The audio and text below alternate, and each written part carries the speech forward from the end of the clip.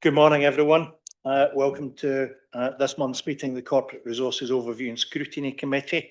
I'd also like to welcome our visitors from North Wales Fire Authority, who we'll be hearing from shortly. But if we get underway now, do we have any apologies for absence?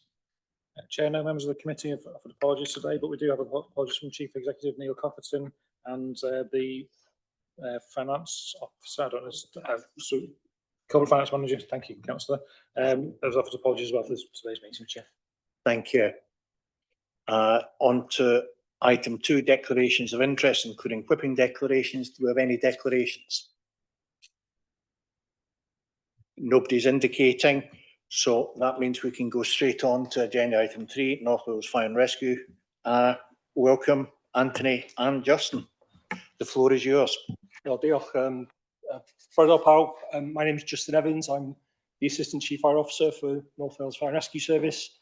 I'm a local resident. I've lived in Flintshire for all my life, and I've been in the fire service now for over 30 years. So lots of experiences of working and living in this area. So it's a pleasure for me to be here today to tell you a little bit about the work that we do.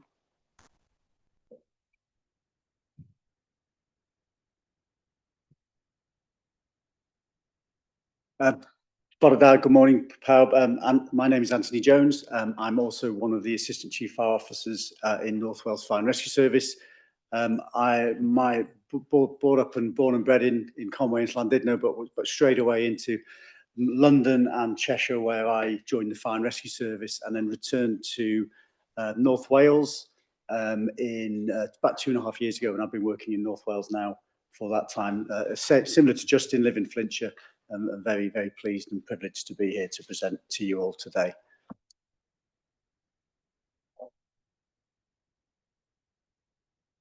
So what we wanted to do is to present to you today the services we offer to yourselves as the local authority in Flintshire, but obviously resonating that we provide a fire and rescue service to the whole of North Wales.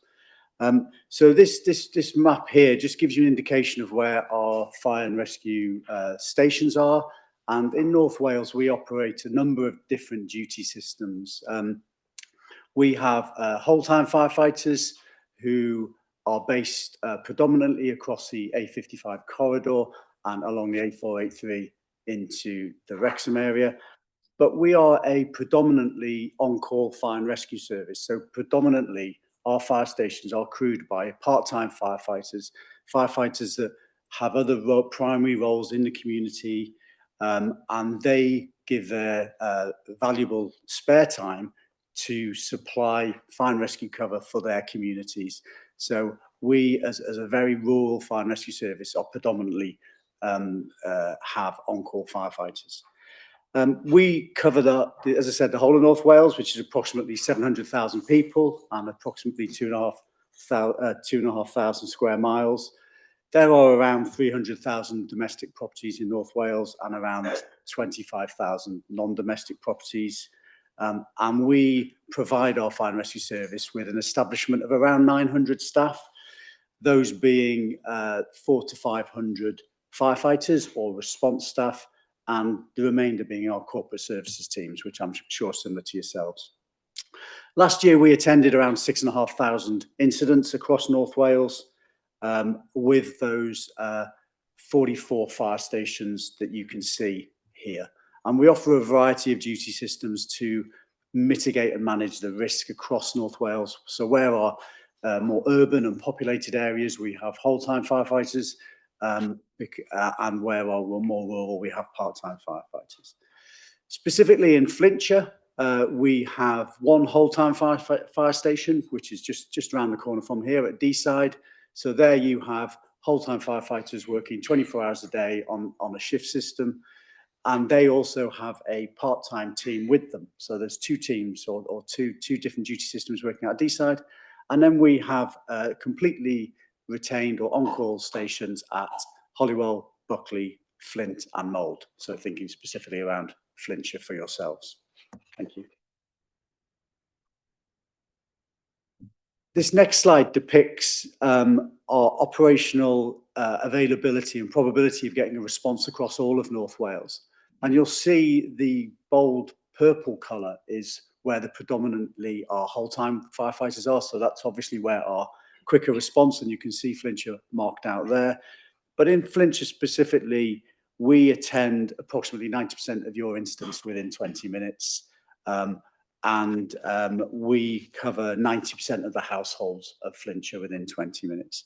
That is a standard that we can't replicate across more rural areas. Obviously, you'll understand that the topography, the road networks in our more rural areas, that's far more challenging for us to face. But for Flintshire in particular, that's our standard that we're achieving.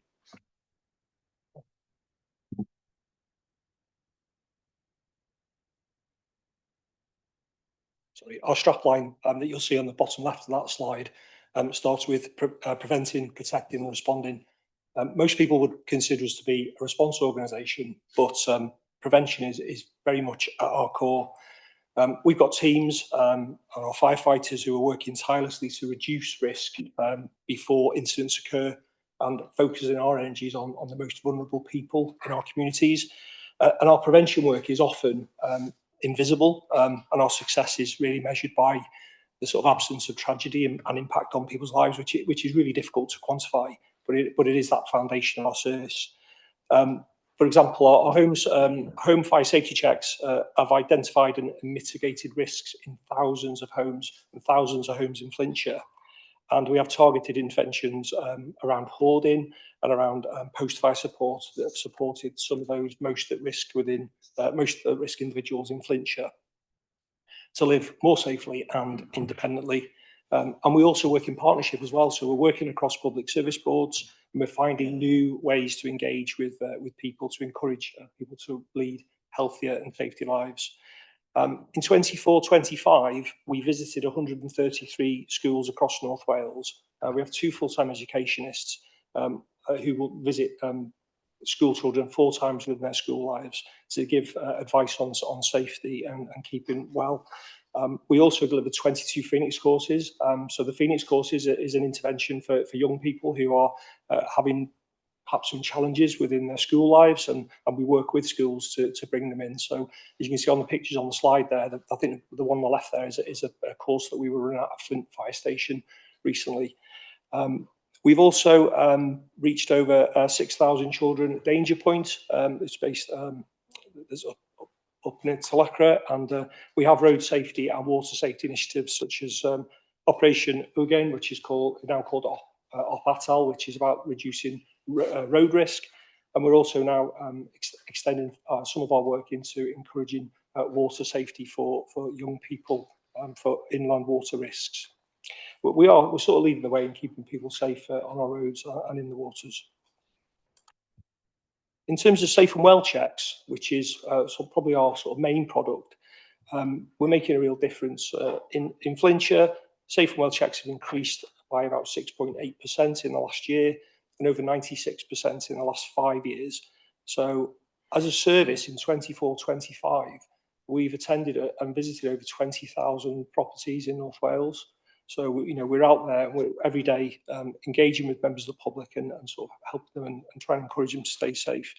And this has really reduced in quite a significant reduction in accidental dwelling fires.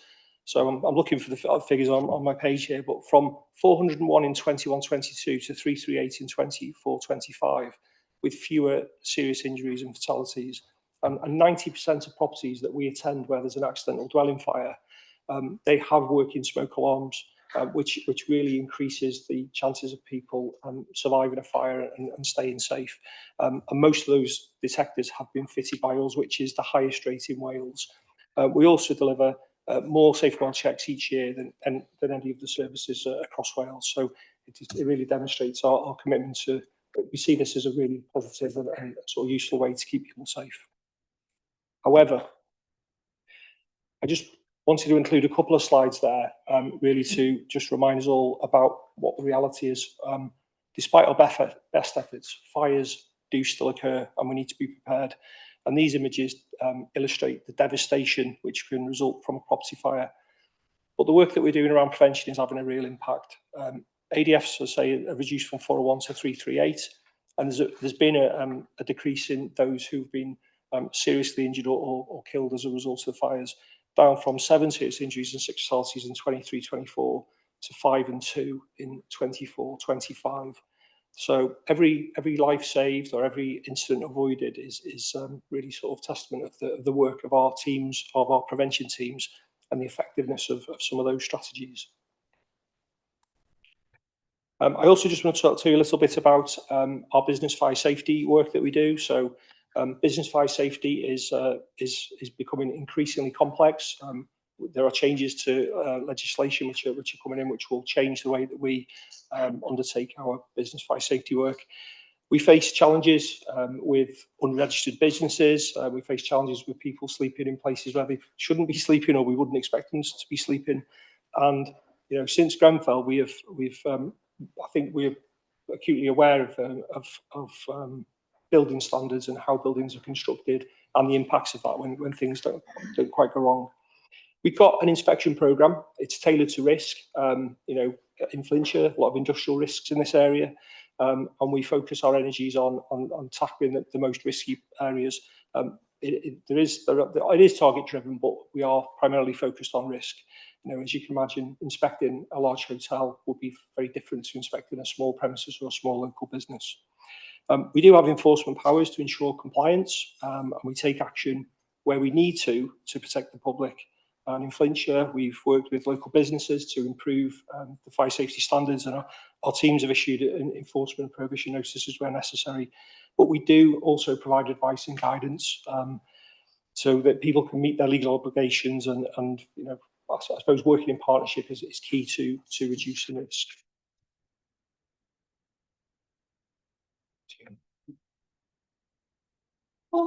Thank you. So whilst Justin has obviously highlighted our targeted and our drive to prevent and protect the residents of North Wales from incidents, we do still have to prepare for them because we, in the utopia of there being no incidents, there clearly are.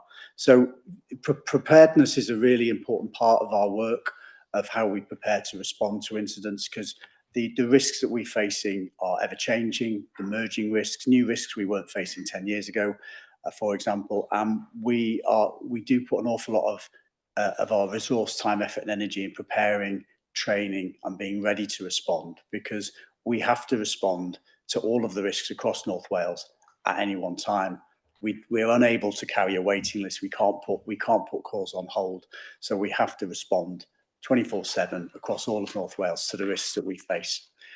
Flintshire in particular, as a risk area for us, you have the highest ratio of control of major incident hazard coma sites in North Wales. So of course we put an awful lot of time working with our LRF partners. We are as category 1 responder, so we are embedded within the LRF. In fact, I'm the vice chair of the LRF for North Wales. We chair the tactical coordinating group, which are all of the subgroups behind that. And we are embedded in our planning for response across North Wales. This short video is the incident we had at Synfight that you members will remember last year, and it just sort of highlights some of the risks that our firefighters are facing when they attend this type of incident.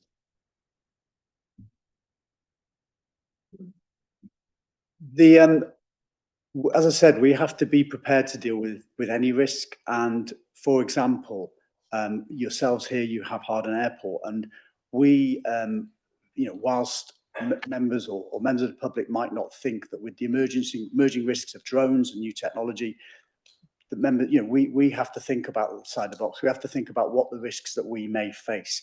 And this short video here describes that actually, as part of that multi-agency response, we thought about what would happen if an aircraft was hit by a drone at Harden Airport and how would we respond.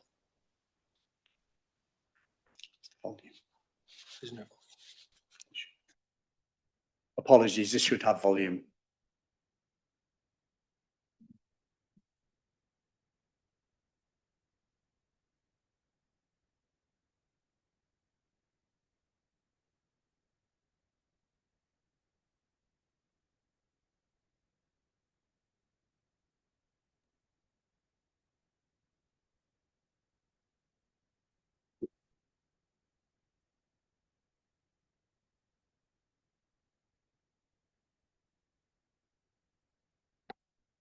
I think whilst we just wait for the volume, just to bring this to life, you know, these type of aircraft are in and out of Harden Airport on a regular basis.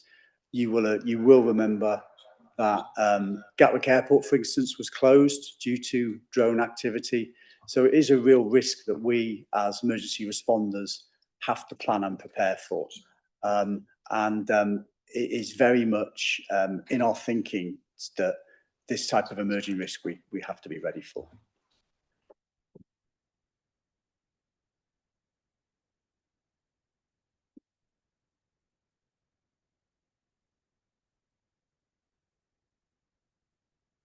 Apology, we'll move on from that slide because apologies, we'll move on from that slide because the whole thing is collated with sound, which would help. So in relation to incidents, whilst we are seeing our incident volume increase, and this graph here shows you that we have seen a 38% increase over the past 5 years in incidents attended across all of North Wales. And we're delivering that within the same response, within the same resources. Thank you. In Flintshire in particular, we attended over 1,400 incidents last year in Flintshire. Our 5-year average, we attend 336 fires across Flintshire, over 560 false alarms, and over 200 special service calls. Those special service calls could be road traffic collisions, but equally helping our partners in the health board to gain entry to vulnerable people, but also dealing with wildfires and floodings, or not wildfires, floodings in particular. And we, as a Welsh Fire and Rescue Service, have a statutory duty to deal with floodings and inland water incidents. So how do we plan and prepare for these ever-emerging risks? Well, we have a community risk management plan that is a 5-year strategic plan.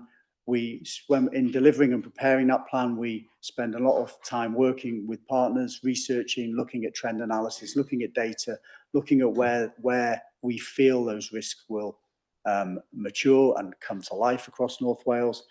But each year we deliver a community risk management implementation plan, and that is a tailored plan to confirm and promote what we will deliver in each of those years of our 5-year plan. And that very much links back to not only the risks we're facing, but the risks that we're facing across the LRF and the national risks from our National Risk Register. Thank you. And climate change, you know, you will be all be very aware as members of the climate that we are operating in relation to the climate hazards. We are seeing warmer years. You will see here that we've had an increased risk from flooding with wetter winters and more intense storms. We're having extreme drought and heat, and the 2018 heat wave experienced, we are envisaging that will be every other year by 2050. Sea level rises, as you'll be aware, that the coastal nature of North Wales, we have to plan and anticipate the risk of sea level change, and strong storms and high winds. So we have had major storms, Storm Dara just before Christmas that I know you will have all been involved in. That was very much a response that we had to work with our multi-agency partners across North Wales for.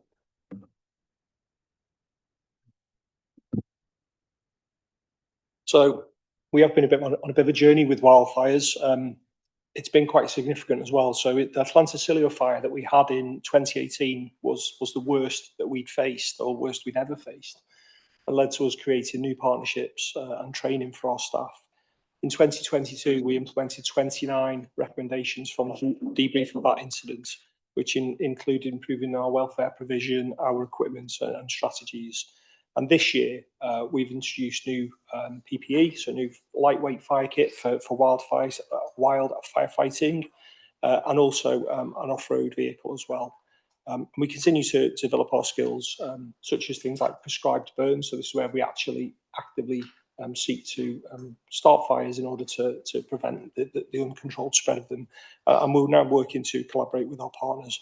So we are really, similar to the other incidents that I spoke about earlier, we've got a real focus on prevention, mitigation, and ultimately response.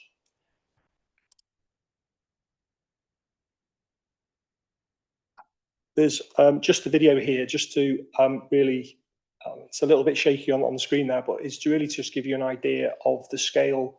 When we talk about attending wildfires, that's the sort of scale that we're dealing with. It's really difficult to see our crews on the ground there, but I can assure you that we do have crews on the ground, and all the dark patches that you see are areas that have been impacted and affected by fire. They are increasingly difficult to manage. You can imagine getting to them, there's just usually no roads, it's just small farm tracks often.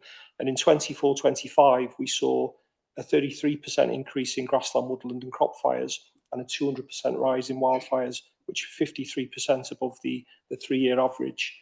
Our crew spent over 650 hours tackling these incidents and often supporting other areas across North Wales. So the firefighters that you have here deployed in Flintshire will often be deployed elsewhere, South Gwynedd, Ynysmôn, etc., etc. It places a significant demand upon our resources when we have these incidents. So it isn't just about, we can't just say we're not doing all the other stuff, because we have to have business as usual as well. So these really do, and we have crews who are almost coming off the fire ground, refreshing themselves and going back on the fire ground. So it's really, it's quite arduous work and very difficult conditions for our staff to work in. It's been, this year, 2025, has been another very busy year for us. So we did have a structured debrief two evenings ago, and we expect to see some recommendations from the incidents we've had this year about how we can improve our response.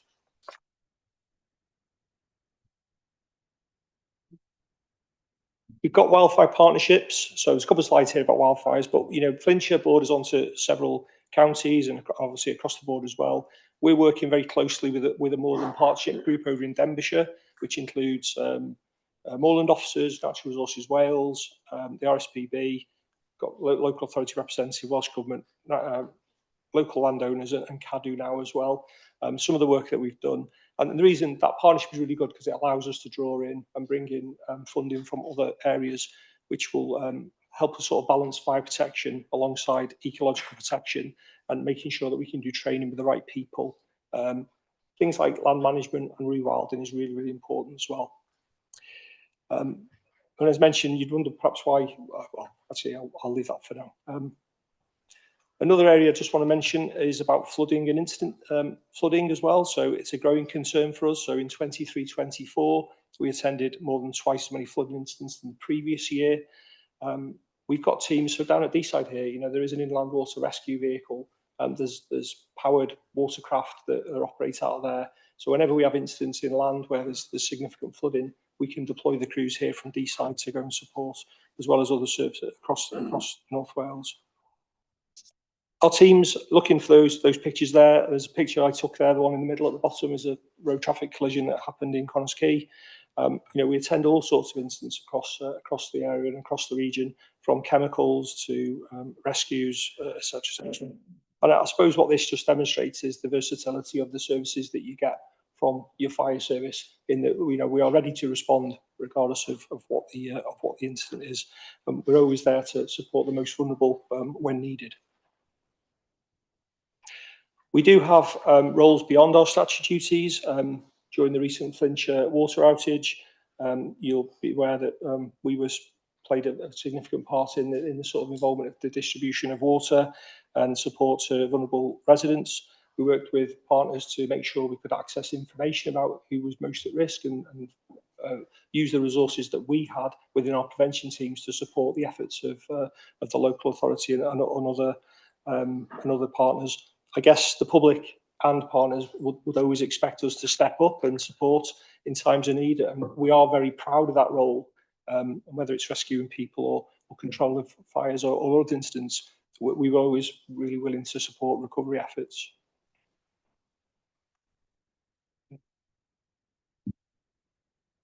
Thank you. So I think hopefully members will have seen that we're trying to come here today to present to you the resource that we offer to the whole of North Wales and to the communities of Flintshire, the diversity and the variety and the risks that we have to face, but we have to plan and prepare for, how we prioritise our prevention and protection activity to try and stop those incidents from happening in the first place.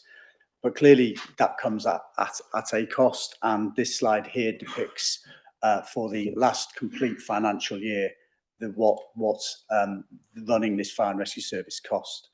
And to put some context to that, for each person that pays into the council tax and levy, we provide the services we've depicted to you today for approximately £1.35 a week, which is the cost of a first class stamp.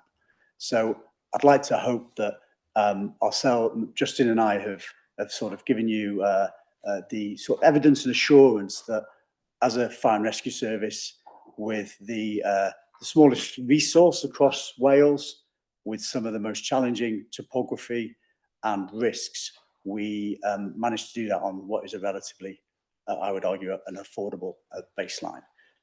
We're very happy to take any questions, and thank you for giving us the opportunity to showcase what our teams and what our staff across all of North Wales do, and what we're very proud to deliver as your fire and rescue service. Thank you.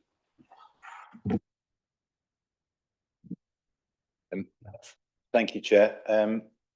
Just for the sake of transparency, I think most of you know we have a shared service with the Fire and Rescue Authority. I work on that. So I provide clerking support to the Fire and Rescue Authority. So I have an interest there. Can't remember whether it was Justin or Anne referred to ADFs, accidental death by fire. Oh, dwelling fires. So there we go. Just to pick up on that.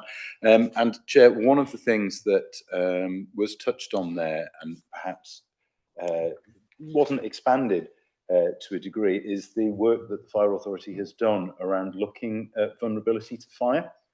They've done a huge amount of research looking at the characteristics that tend to produce or that tend to lead to vulnerability to fire. Age, mental health, addiction, and those are obviously common to the statutory vulnerabilities for which we're concerned as an authority as well. So there's a lot of really close working goes on at ground level in terms of making sure that both sides, both organisations, are aware of people with vulnerabilities, and that, I mean, we know it wasn't perfect when we did the when we had the water outage over the summer in terms of identifying vulnerable people, but there's already a lot of commonality between us and them. It'd be great if we had similar levels of commonality with Dŵr Cymru, but we don't. But so yeah, there's a lot of work goes on there, and I think there's quite a lot of safeguarding referrals come from the fire service. The fire service, because of their obviously a uniformed service, are quite well respected. People trust them. They're quite prepared to let them into their homes. So they go around, they do fire safety checks, they give people fire alarms whilst they're there. If they've got concerns about what they see, they'll make a referral into social services. So again, that real strong partnership working at ground level, which benefits both organisations.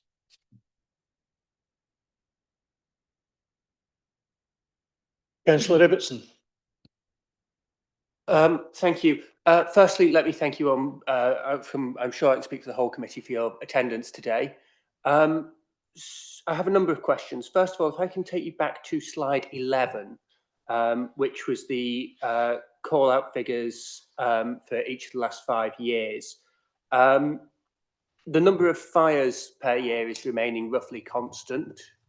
There's an increase in the number of what you've referred to as special service incidents, but there's a huge increase, in almost doubling in the last 5 years, in the number of false alarms. Can you speak first of all to what's driving that, and secondly to what steps the fire and rescue services taking to prevent those? Because presumably those are hugely resource intensive and ultimately hugely expensive for the service to address.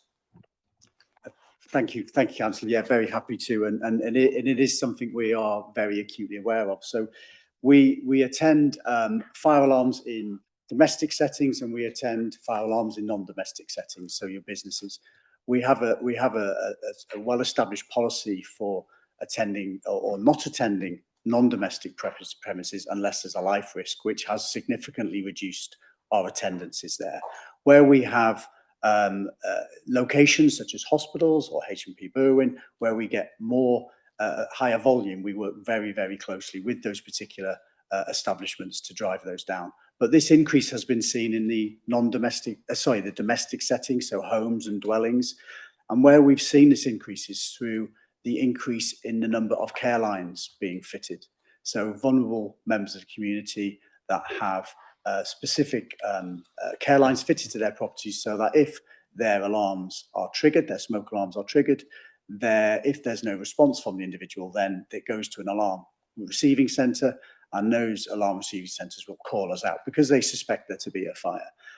If we get notification from the resident or from the wardens, if it's in a care establishment, that there isn't a fire, then we won't attend. But we have been working very, very closely with those care line providers across all of North Wales to understand the circumstances why they're happening, to work with them to create education for the homeowners in relation to these false alarms. But equally, if these are new members of the community that have these care alarms, then actually that false alarm is a good opportunity for us to interact with them, for us to go make sure that they are safe from fire, make sure obviously they have working smoke alarms, but equally, you know, we give our safe and well checks go into quite a breadth around being safe in the home from fire. So that instant volume increase is from predominantly from Careline and those providers, which is growing across all of North Wales. So more and more residents are having these alarms fitted, which is a good news because it means they're greatly protected.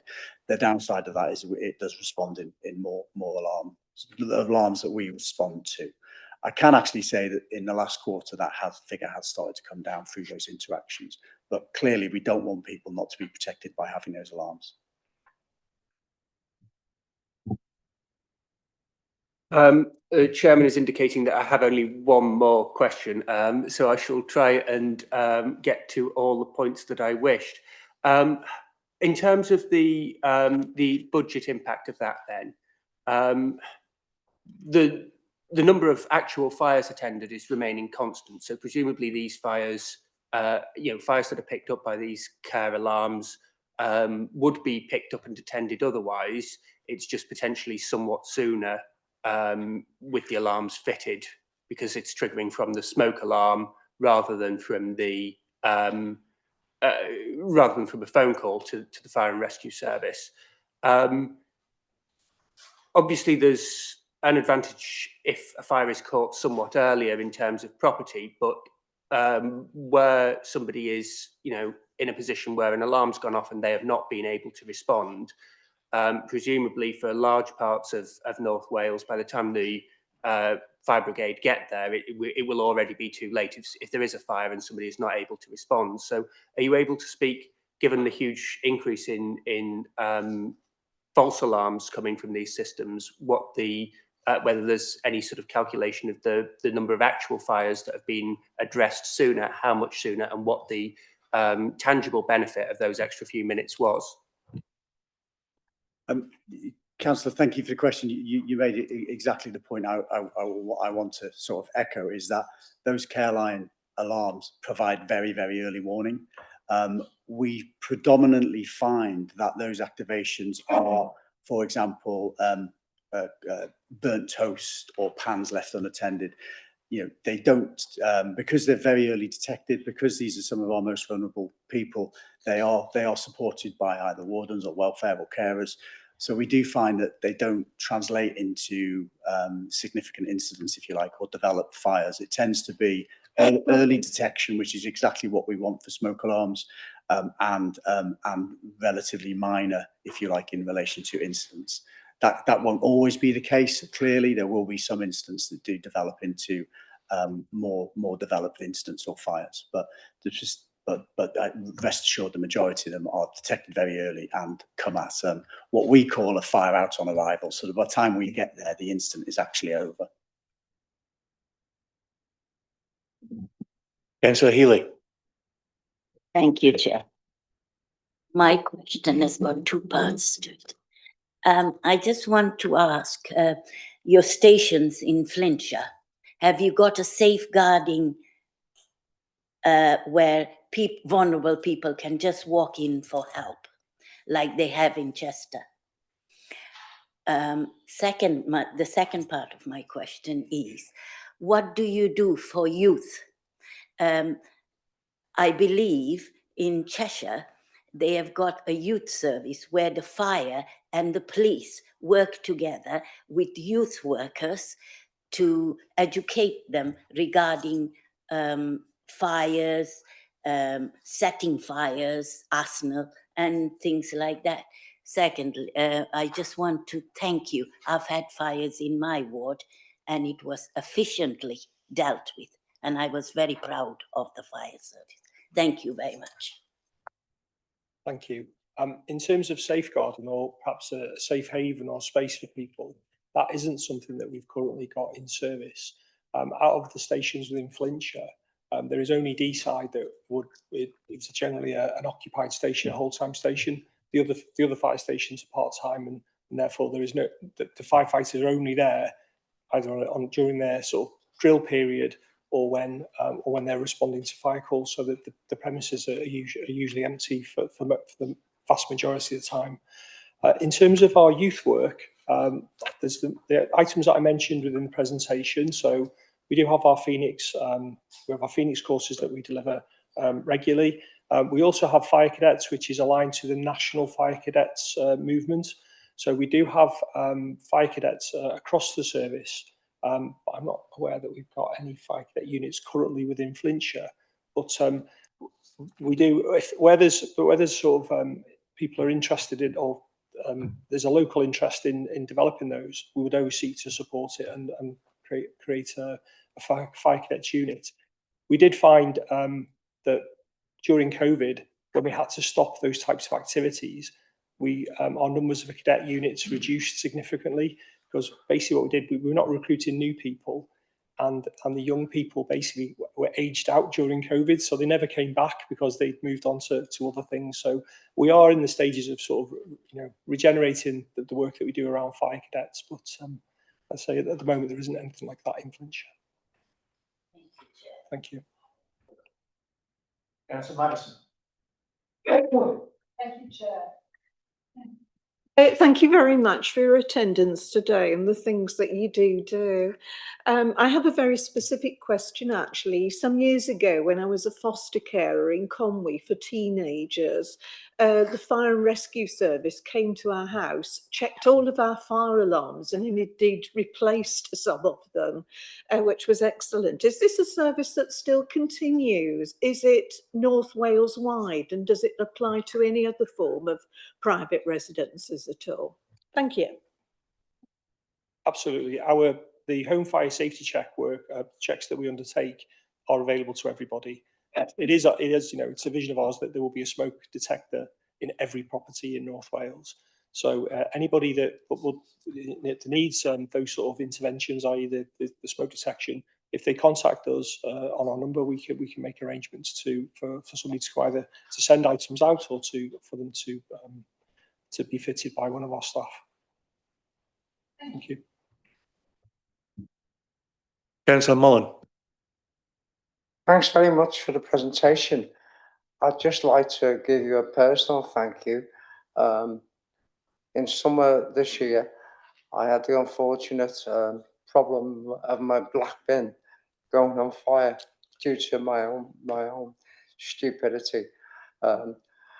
Although I put the fire out, your colleagues did come and they made sure they did a full inspection. They damped it all down once again. The fire and my fence went up, all put back now, but I'd like to personally thank you.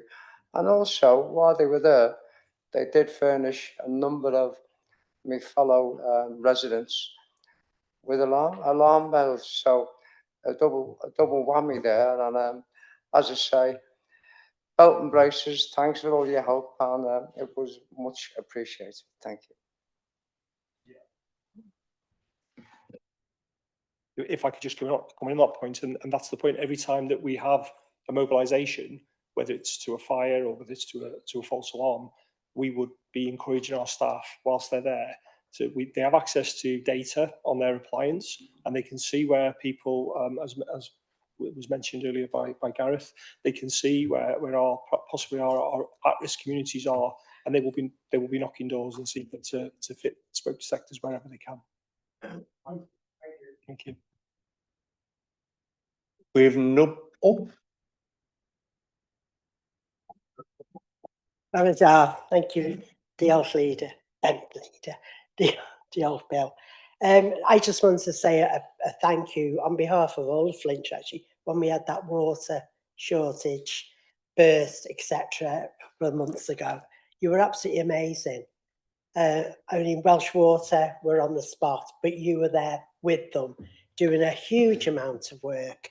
And we really do appreciate what you did, that because it was over 5 days and probably more. So we do appreciate that. I also want to thank you for the Phoenix project, and I am glad that it's continuing because you do some amazing work with those young people.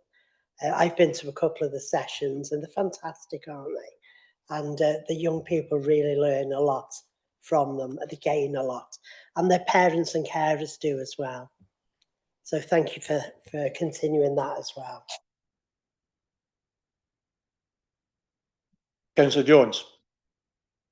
Yeah, thanks, Chair. Apologies for coming a little late. It was on a previous meeting. I think really interesting and really appreciate a lot of the explanation. And I think, yeah, as has been said already, I think everybody appreciates the work that you do as an emergency service. I don't think you've mentioned the lithium battery issue, and that's something which I know we all hear about, we all see the effects of that and how difficult they are to control. But I know even now we have people who will store their own kind of disability vehicles in their homes. They have lithium batteries. You've got lots of more vehicles on the road, hybrid and purely electric. How has that affected the service, and is that an increase on the kind of pressure on the service? Thank you, and it is exactly one of those emerging trends, one of those emerging risks that we weren't facing 10 years ago, and we've had to respond to that. Members may remember a year or so back there was a car fire just at Dobbs Hill here, which took us over 24 hours to put out. Those, we've attended car fires as long as there's been cars, but to have to have resource at an instant for 24 hours to put a single vehicle out is new to us, and we have to evolve. So we very much recognise the emerging technology risks. It's part of our community risk management planning that I mentioned, but you are right, I didn't go into the detail. We, as part of our performance monitoring that we present to our fire authority, we have specific areas around those emerging technology risks, because you're right, we are seeing vehicle fires, scooters, lithium-ion batteries. There is direct link to a number of significant incidents across the country in recycling plants that trace back to lithium-ion batteries. It is very much an emerging risk, but one that we are hitting head on, if you like, and very aware of. We work across the local resilience forum on a specific working group that is coming together with partners that will include colleagues from Flintshire County Council to plan and prepare for those risks. How we respond if we get another car fire and that causes disruption. How do we move that vehicle? How do we keep the businesses and the commutes of North Wales moving? But it is a risk we're very aware of. It is one that's very much area of focus for us. Volume-wise, thankfully, the volume is manageable and low at the moment, but it is an emerging and growing risk. If it would mind, can I come back, Chair? Is that okay? Just ask it. Okay. Thank you, Chair. Just to say a big thank you, because earlier in the year, next door but one to me had a fire caused by an electric car. I believe it was electric car battery or the charger, which blew up. Your response was within 10 minutes to that. There were 5 fire engines and about 15 firemen. And again, that took about 24 hours to clear. And it was really frightening because next door but one, I thought our roof was going to go as well, and luckily it didn't. But all thanks to you for a fantastic job there.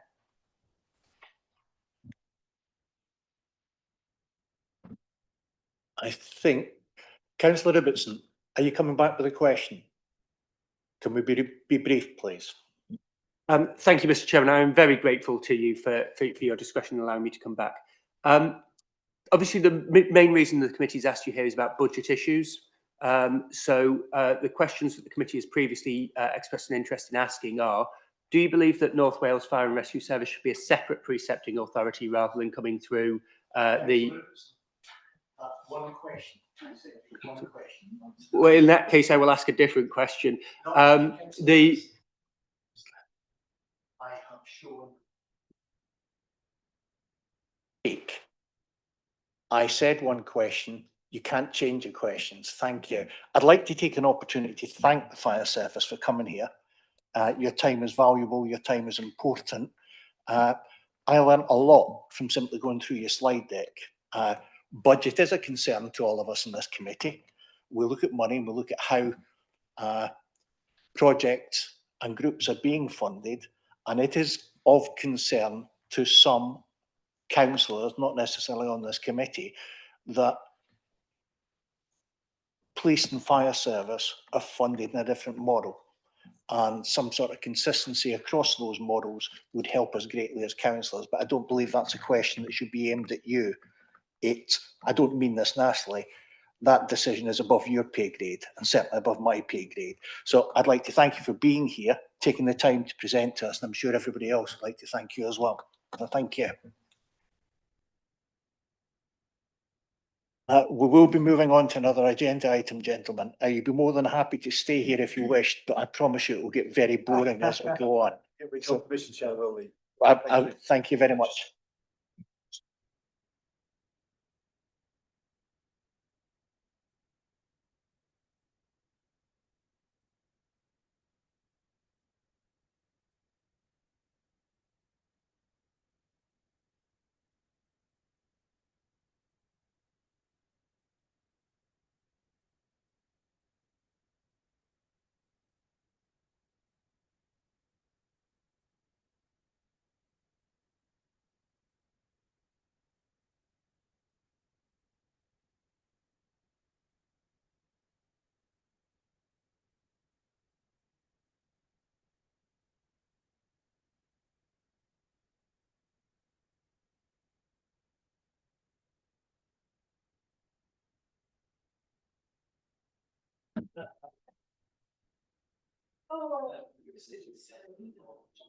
It's my intention now to proceed to a normal order of business. So we're moving on to minutes, agenda item 4. And the purpose is to confirm as a correct record the minutes of the meeting held on the 9th of October. I'll go through page numbers, and if anybody could indicate if they've got a query or a request or a question on the minutes. So page 5, page 6, page 7, page 8, and page 9 of our pack. Nobody's indicating. Could have a... Oh, Councillor Shallcross has proposed. Councillor Claydon has seconded. All those in favour? Against? Abstentions? And carried. Thank you. We'll go now on to agenda item 5, action tracking, and this sits with Democratic Service Manager Stephen. Yeah, thank you, Chair. This is the report that I bring back every month to committee just to keep an eye on the actions that are brought forward from previous meetings. Members will note I have changed the format slightly for this month, so I've brought the previous meeting to the top of the list so it stands out as clearer, and then underneath in a separate table, slightly separate table, is the previous meetings that have updates from those. There are a number that do still reflect as being open. There's I'll draw attention to, I'll go through them individually, but the education request was, there just simply wasn't enough time to get that on the agenda for this month. So apologies through the chair and to the committee, but we did have unexpected sickness within the team, and also a call in to address through education. So there was a lot of work involved in that. The additional column for has been addressed through the or looked at as part of the budget reporting. And because the portfolio is split across different cabinet member roles, it's not entirely possible to do that as straightforward. So it's not something that can be done at the moment. And I do believe that the corporate finance manager has spoken with Councillor Robertson outside the meeting about a point that was raised, but may need further conversations about that. The information about the DEFRA grant is being compiled, but I believe it's slightly more complicated and complex than simply providing a list of information. So that's being prepared currently. And then I will follow up with the Police Crime Commissioner about the outstanding questions that were raised some months ago now, Chair. So I will follow up this week with them. We're happy to take any further questions or points from members of the committee. Nobody's indicating, so kind of a proposer for Councillor Mullen, seconded by Councillor Clayton. All those in favour? Against? Abstentions? That's carried, thank you. And we move now on to the forward work programme. Stephen again. Thank you, Chair. Again, this is the monthly report that comes back from the committee, which highlights the plan for the committee moving forward. That's included as Appendix 1. Members will note the grade areas and the italics. They're ones that have either moved or been added to the plan. Noting that December is starting to build up into quite a busy month. The paragraph 104 records those that are still to be scheduled, and just gives a quick update on those that are waiting to come forward. And there's two there that are reliant on external investigations to happen, so they will stay there. It's just that we don't lose them at any point through the process, Chair. Members are quite welcome to request or suggest any items for inclusion on that plan, and there is a very high level sort of pointer for those members who do wish to offer things. I think paragraph 109 of what the requirement is for to go on to the work programme.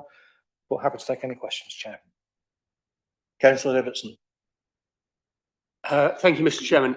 2 points. First of all, on page 22 of the document pack, we see that Flintshire Cemeteries is down as scheduled for January. At the last meeting, and I refer to the minutes, page 7, it says that it would be scheduled for December. Now, this item has been pushed back for literally more than 2 years now. It really needs to be scheduled. If the committee can't, if officers will not come when the committee directs its own work and provide, give account, then the committee cannot do its scrutiny work properly. I am, if any other item was slipping by one meeting, I would be less excised. But given that this has been going on for so long now, I would like to move that it be put back to the December meeting. They have had 2 years of notice to get ready for this. They can get ready for December. The second thing is that I would include an addition that the committee receive a report on the grant allocation process for warm hubs in Flintshire, specifically the means by which applications were assessed and decisions were taken on how funds were to be dispersed.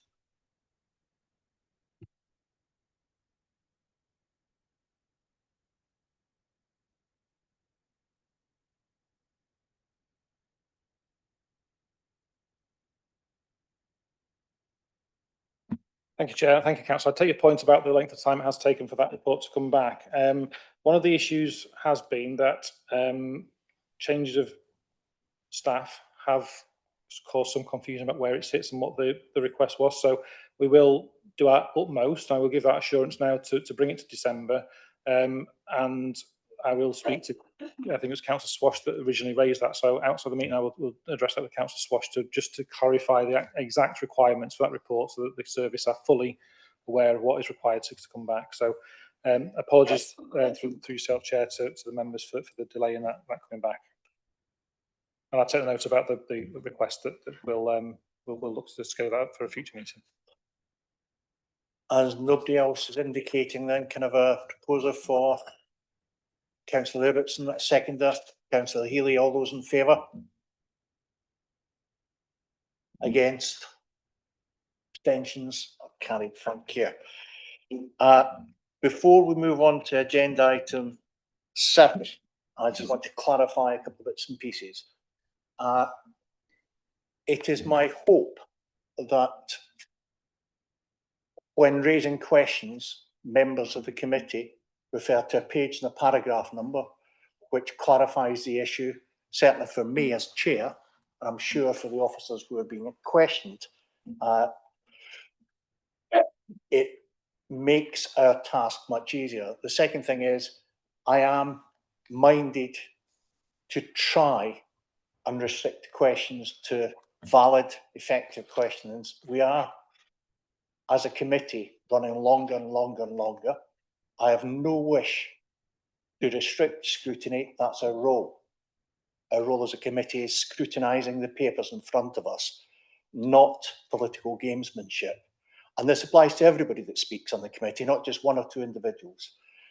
I will be exercising my right to determine how many questions and right of response of individuals. Let's try and keep this businesslike, effective and efficient. So we'll move on to agenda item 7. And this will be taken. David, thank you. Thanks, Chair. As in past years, the budget for 26-27 is built up in stages. The first stage of the budget planning for 26-27 has been concluded by the establishment of a robust baseline of cost pressures, together with a member briefing that took place over the summer, which provided a full understanding of the Council's challenging overall financial position. Then in September, this committee received an update on our budget planning position for 26-27, which showed that we had a revised additional revenue budget requirement of 27.45 million. And this clearly presents a serious and major budget challenge for the Council. And a full set of the proposed solutions to bridge this gap are currently being developed and will be shared with members in due course.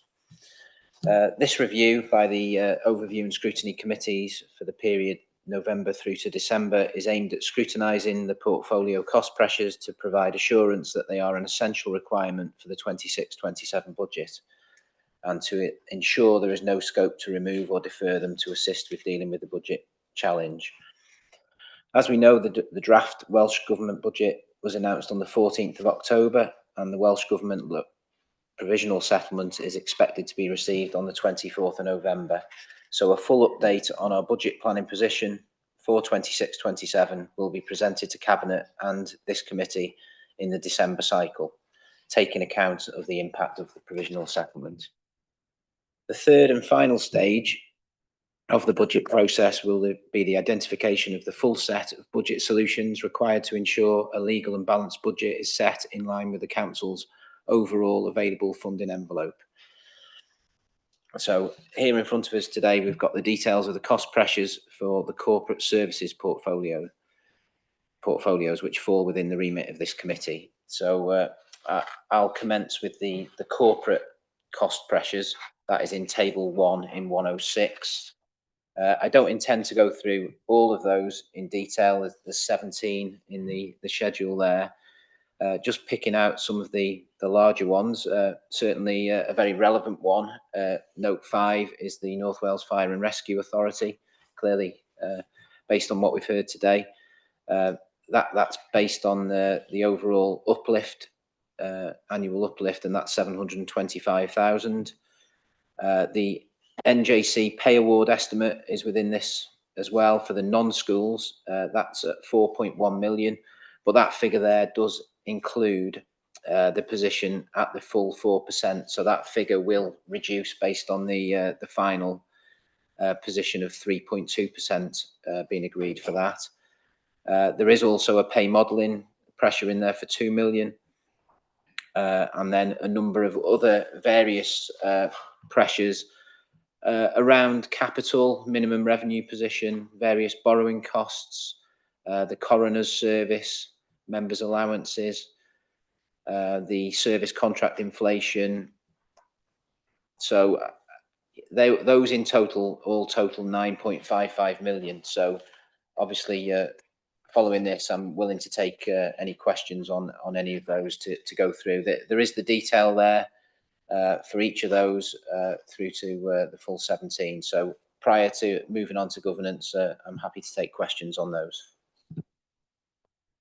Councillor Ibbotson. Mr. Chairman, before I ask my questions, I wonder whether you might give me some guidance. I have questions on a number of different items within the table. You've obviously expressed your desire to keep questioning on a tight leash. Is it your intention that members may ask questions only about one item on this table each, or are you prepared to let me ask questions on multiple? I don't want to ask about the wrong one if I could only ask about one. Like everything else in life, Councillor Ibbotson, we're going to have to prioritise our time and determine what's the most important question for you to raise. I have no desire to restrict scrutiny. If your questions are valid, valuable, I have to leave that to your discretion. This is not a debating chamber. I am mindful of the time and effort that goes in from members and officers to deliver the scrutiny committee. The important thing for us all to hang on to is this is a scrutiny committee, not a debating chamber. You want to ask a question, determine what question you want to ask, and let's proceed. Thank you, Mr. Chairman. I would have asked about capital borrowing costs, which I have serious concerns about, but I appreciate that I'm restricted from doing so. So I will focus my one question instead on lines 8 and 9, in particular relating to Newydd catering and cleaning. Now the 7 and 9. Within line 7, service contract inflation, £295,000. It's not itemised out how much is between Gwethla, Newydd and Theatre Clwyd. But then there is under line 9 an additional item for £101,000. Now, members of this committee may well recall when Newydd's business plan came before us previously, that there was a profit margin in there of over £300, which gave rise to an over £60,000 unnecessary corporation tax liability. When we're proposing an increase in the amount paid to Newydd, does that still allow for a profit margin and payment of corporation tax, or is this additional amount and indeed the contract inflation predicated on a zero profit outcome?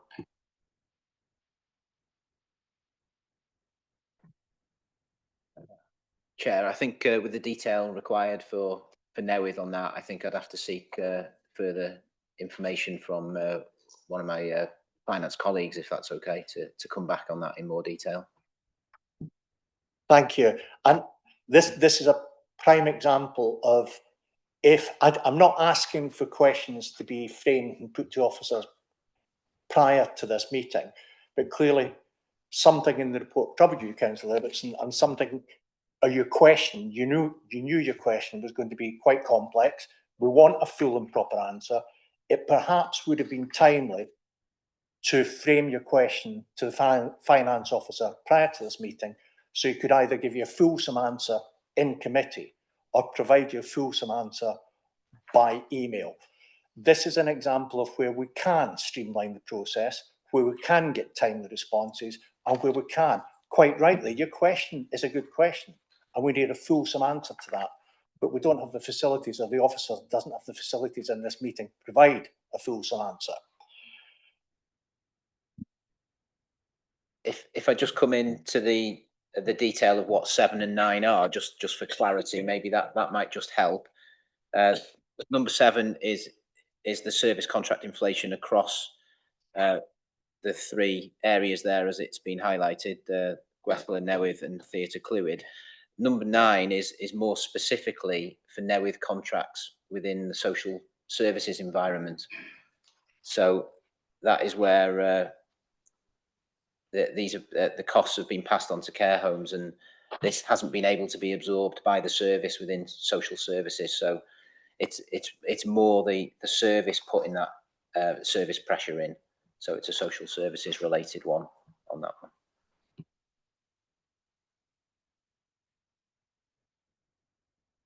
In terms of the answer to the question, Councillor Ibbotson, are you happy to take it by an email circulated to the committee before the next meeting? Yes, I am. Given that I haven't had an answer in this committee, I wonder whether you might allow me to ask my second question.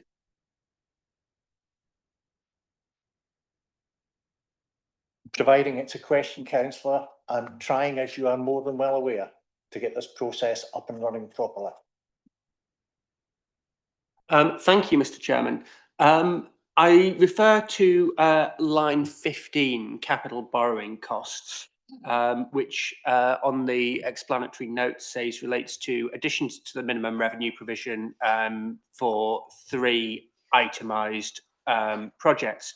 And then also to line 1, which includes an inflationary uplift in the minimum revenue provision. Obviously, we're adding things in from new capital borrowing, but there's no indication here that historic borrowing is dropping out, having been fully repaid. Do we have any historic borrowing dropping off either in this year or in the next few years? Or is all the historic borrowing essentially interest only with no repayment of the principal? Yeah, I can pick that up, Chair. So, yeah, obviously with new schemes that come on at the end of construction, the MRP payment starts in the following year. So these new schemes are coming on and they're being added. In terms of the historic MRP, obviously that's down to a change of accounting policy a number of years ago where we used to repay back over a straight line. And then in 16, 17, we moved to an annuity method. So that principal increases over time.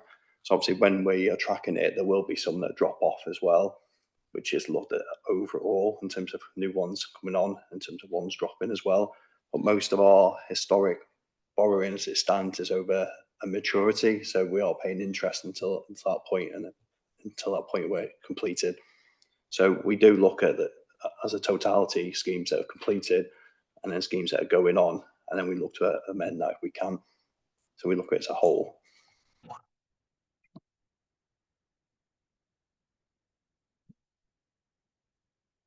Thank you. So just to be absolutely clear, when we're looking at item 1 here, the 300,000 inflation within the MRP, are there any, is that a case of the amount for this year is based on the same borrowing as last year with the inflationary increase, and no borrowing is dropping out from the current financial year to the next financial year? Yeah, that's looked at the continuation of previous borrowing increasing, and there will be an element where it starts to drop out. So it looks at it in totality in terms of schemes finished and not. Please, Councillor Ibbotson. Don't address your questions to the officer. So what is the amount dropping out? I'd have to look at it in detail and come back to you. Obviously, there's some schemes that have taken place years ago and they're stopping. So it's looked at its net position. Thank you. Do we have any other questions? Councillor Madison. Oh, sorry, Councillor Coggins-Cogan. Councillor Coggins-Cogan's before you, sorry. Carry on, sir.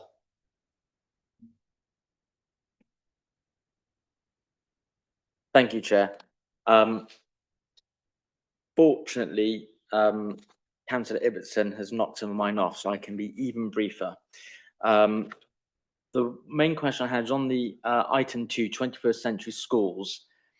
The increase in the pressure is £309,000 for the 21st century schools borrowing costs. What's the total borrowing costs, please, of the 21st century schools? And is the anticipated new school in Flint, which we have indicated we would fund to the tune of 8.25 million, how would that affect these figures, if at all? Thank you, Chair. Yeah, thank you, Councillor. In terms of the totality of what the authority spent, I'd have to go back and look at that figure. In terms of the school at Flint, there is an element that would be included in that figure in terms of the cash flow of what the project, what would be spent in year one. So there is an element built into that figure for the school there.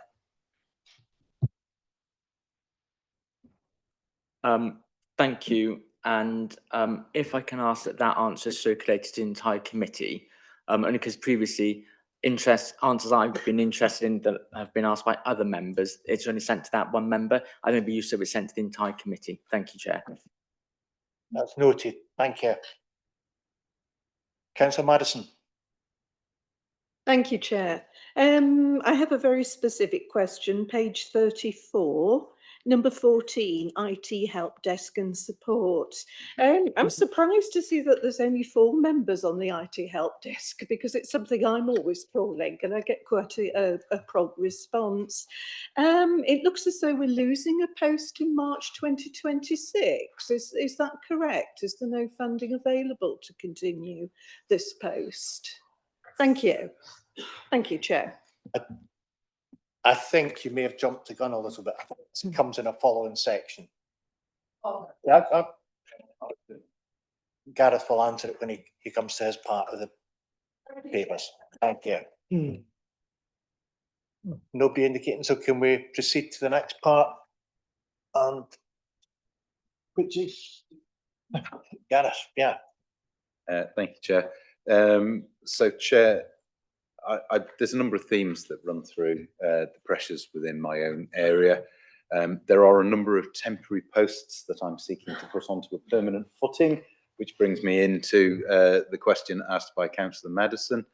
Over the years, we have put posts in place to try and meet needs within the organisation. We've funded those from underspends where we have them, and having those posts having established that they're needed, looking to try and put them onto a permanent footing. You can see that we've got 2 digital officers who look after our website, our social media, the corporate Facebook account. Those are at item number 2. We've got a business analyst at item number 5. She does a lot of work, particularly with the social services department, to streamline processes so that they can then be turned into an e-form, which then leads on to the techs and the programmers at item 10. They actually create the e-form. And the IT help desk, we had a few years ago, Chair, there were some concerns raised by councillors about the delays in trying to get through to the IT help desk. So we put an extra post on out of an underspend. And yes, unless that is converted into permanent revenue funding, those underspends will go and we would lose that post. So presumably go back to the position we were in when councillors started to complain in the first place.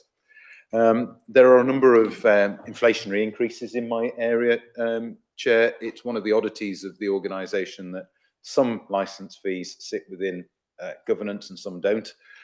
SIMS, for example, you might think would sit within the education service because it's providing, that's the software that schools use to keep their registers, send in exam results and so on. That sits with me.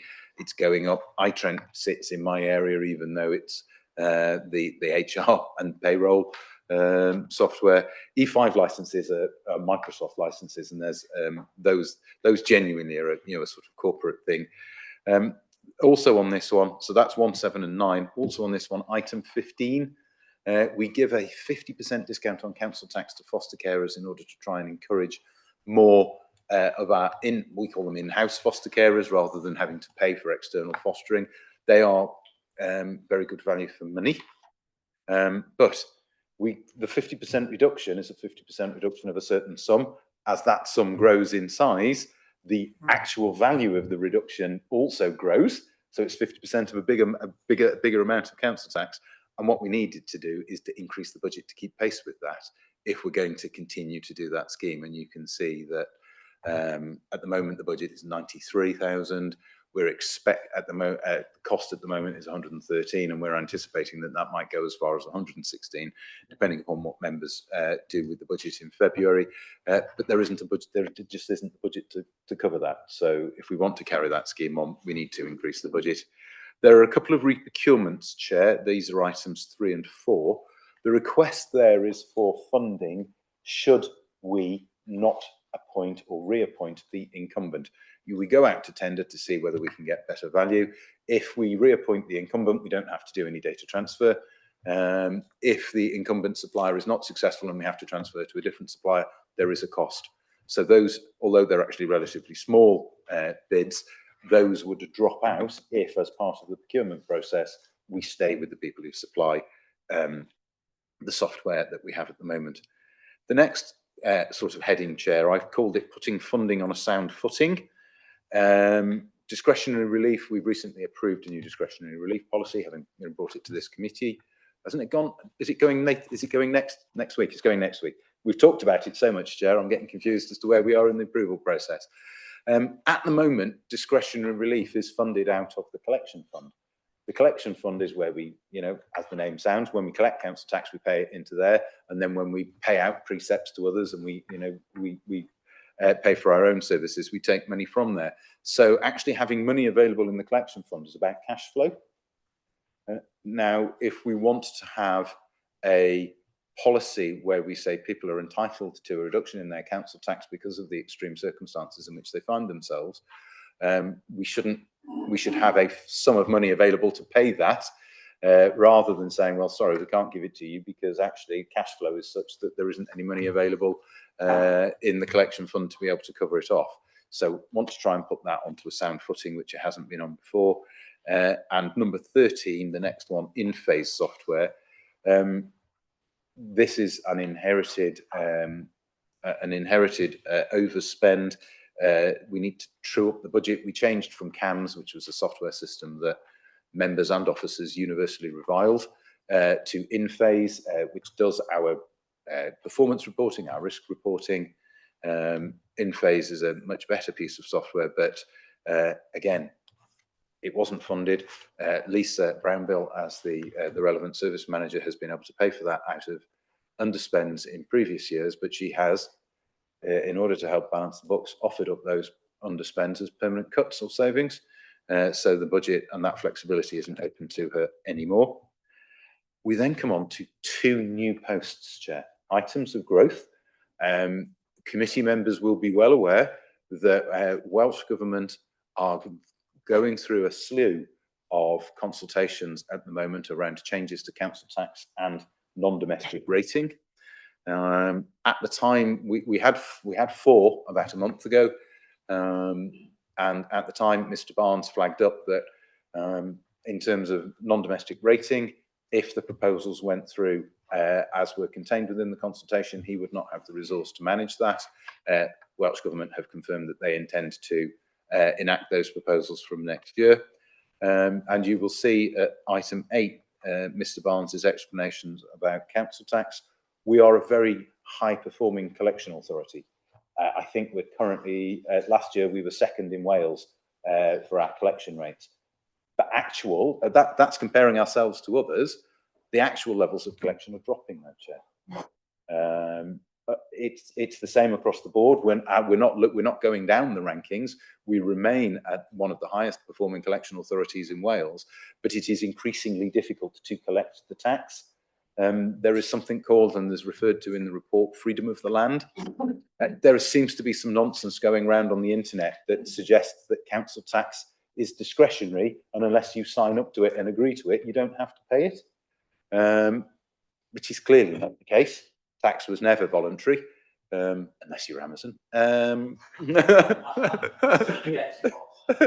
But tax isn't voluntary. But actually, these people have picked up something on the internet that they seem to passionately believe in it, and they're really difficult. Then they go very often from model payers to people who are actually really challenging to collect from, where we end up actually putting property charges on their property because they're refusing to pay.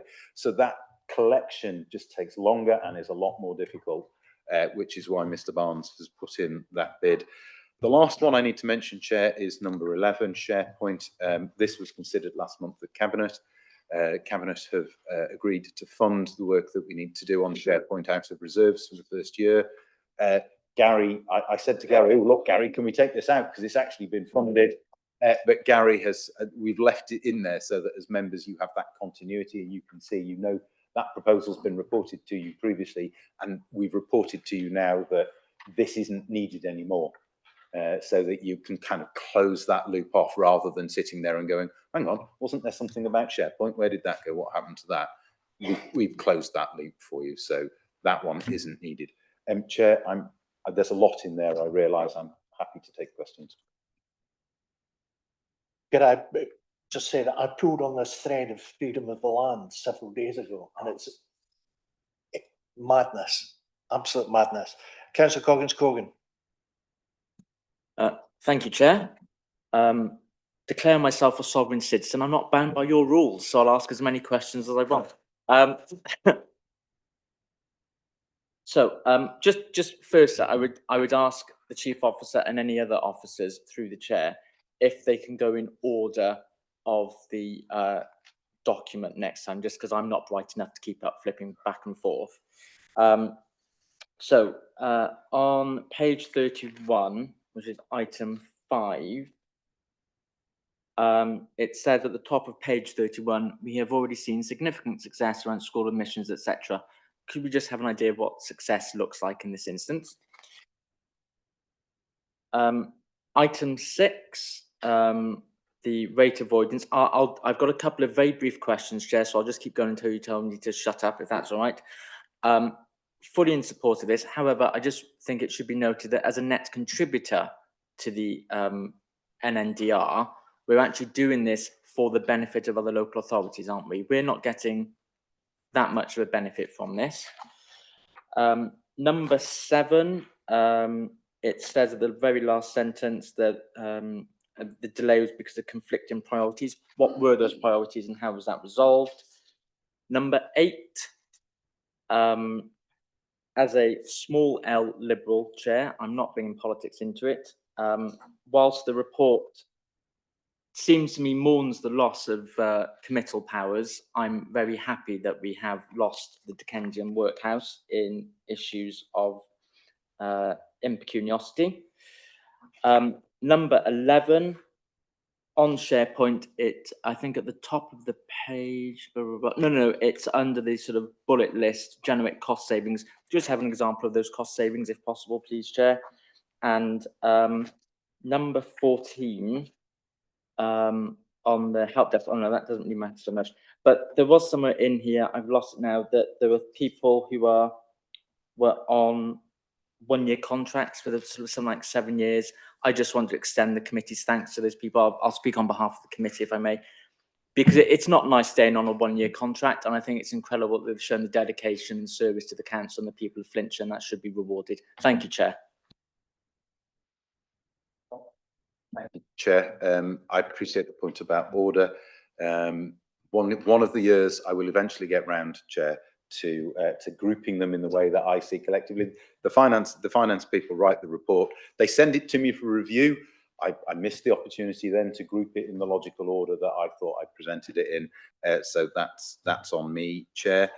Item 5, what is success around e-forms? There's a couple of things. Schools is mentioned there. We went from a situation where if you wanted to apply for a place for your child in school, you had to talk to street scene. You had to talk to the education department to get your child into a school. Then when you did that, you had to talk to street scene to get the bus for your child to school. And then when you did that, if you were eligible, you then had to talk to the benefits team about getting help with uniform grants. That's now just a single unified process, and it goes from step to step to step.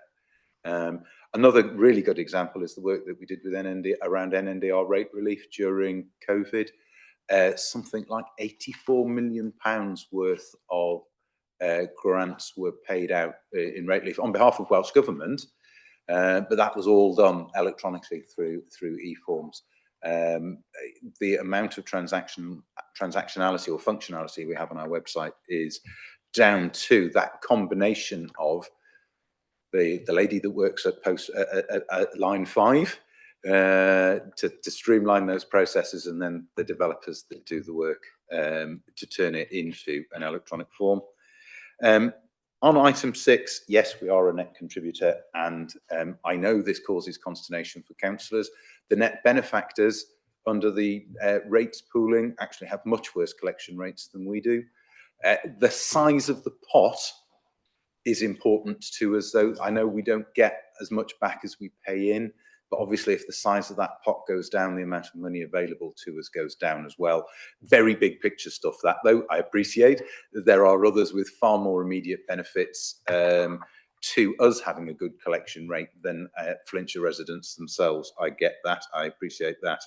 And I can understand in these times why councillors ask whether that represents value for money. Conflicting priorities in relation to MHR and iTrent.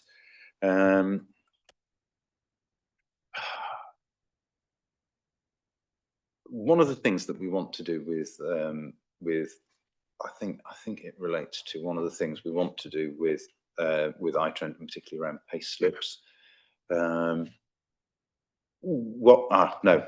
that we were intending to replace iTrent as a major system, or to tender it as a major system this year or next year. What we were offered by MHR, who are the software suppliers, was a really good deal to go from on-premise, so having something in our own data center, to cloud hosted. And so we took that opportunity because it represented a big saving for us overall, but it meant that we've accelerated a piece of work. And we hadn't done it in a, we've taken an opportunity to make a saving, but there is a cost associated with being able to make that. But overall, it still represents better value for us to do that now rather than to wait to do it when we planned to do it. Yeah.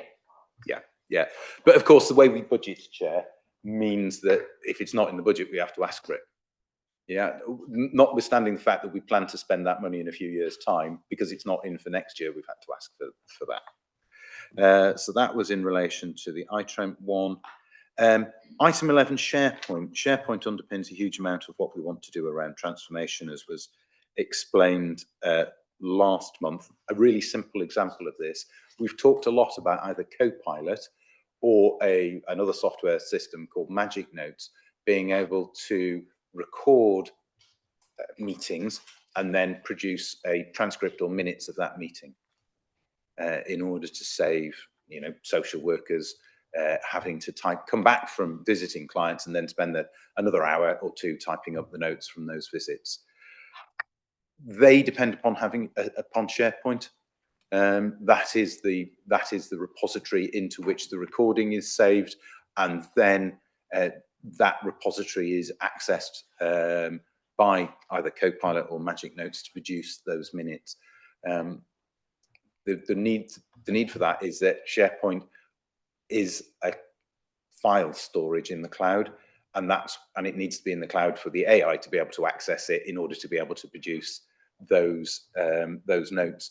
If we didn't have SharePoint and those documents were that recording was saved on premise, if it were even possible, and I'm not sure it's technically possible, then we'd actually be having to give the AI access into our systems and our file storage, which from a cybersecurity point of view is not acceptable. It's not safe by design.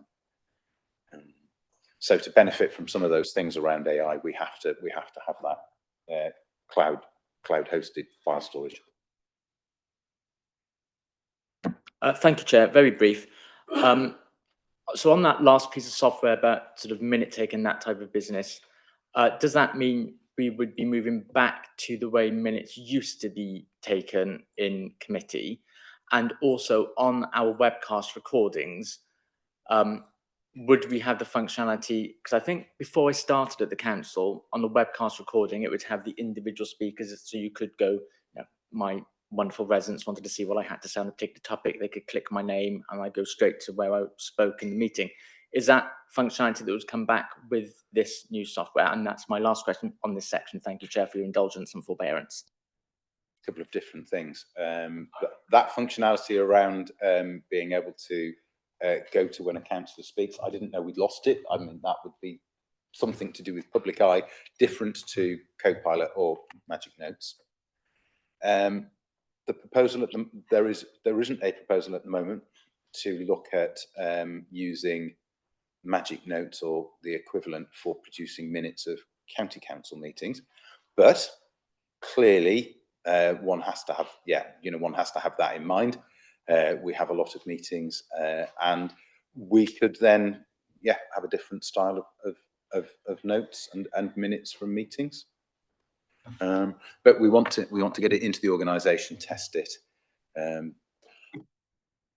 I'm just sitting here and thinking, actually, the area we want to test it in social services. It's like because it produces a huge amount of benefits. But I appreciate that, that's a really important service, and we're testing a new technology in in a really important service. But obviously there'll be safeguards around it. But I mean, one of the things for that is that actually, we struggle around recruiting social workers. One of the things that I think that social workers regularly complain about is the amount of time they have to spend writing up their notes. And actually, that's AI is sometimes seen as a threat, but actually it's a really good opportunity to try and get social workers back to doing what they should be doing, which is talking to people and making decisions. And then that very administrative function of writing up the notes, provided we're satisfied it can be done accurately, and it will need to be checked. And, I know all the things about ethical AI, but we can then get social workers back to doing what they want to be doing and what they've been trained to do. I know I've spoken before on that very item. My mother-in-law, as I've said, is well past 100. The carer gives her 15 minutes care in the morning and then spends 30 minutes writing the notes up on the 15 minutes care, which does seem a tad bizarre. Councillor Johnson. Very, very quickly on point 6, which Councillor Cogan raised, just to say that, yes, our collection rates for business rate are very high compared with the local authorities. We remain on a regular position within probably second in Wales for doing that.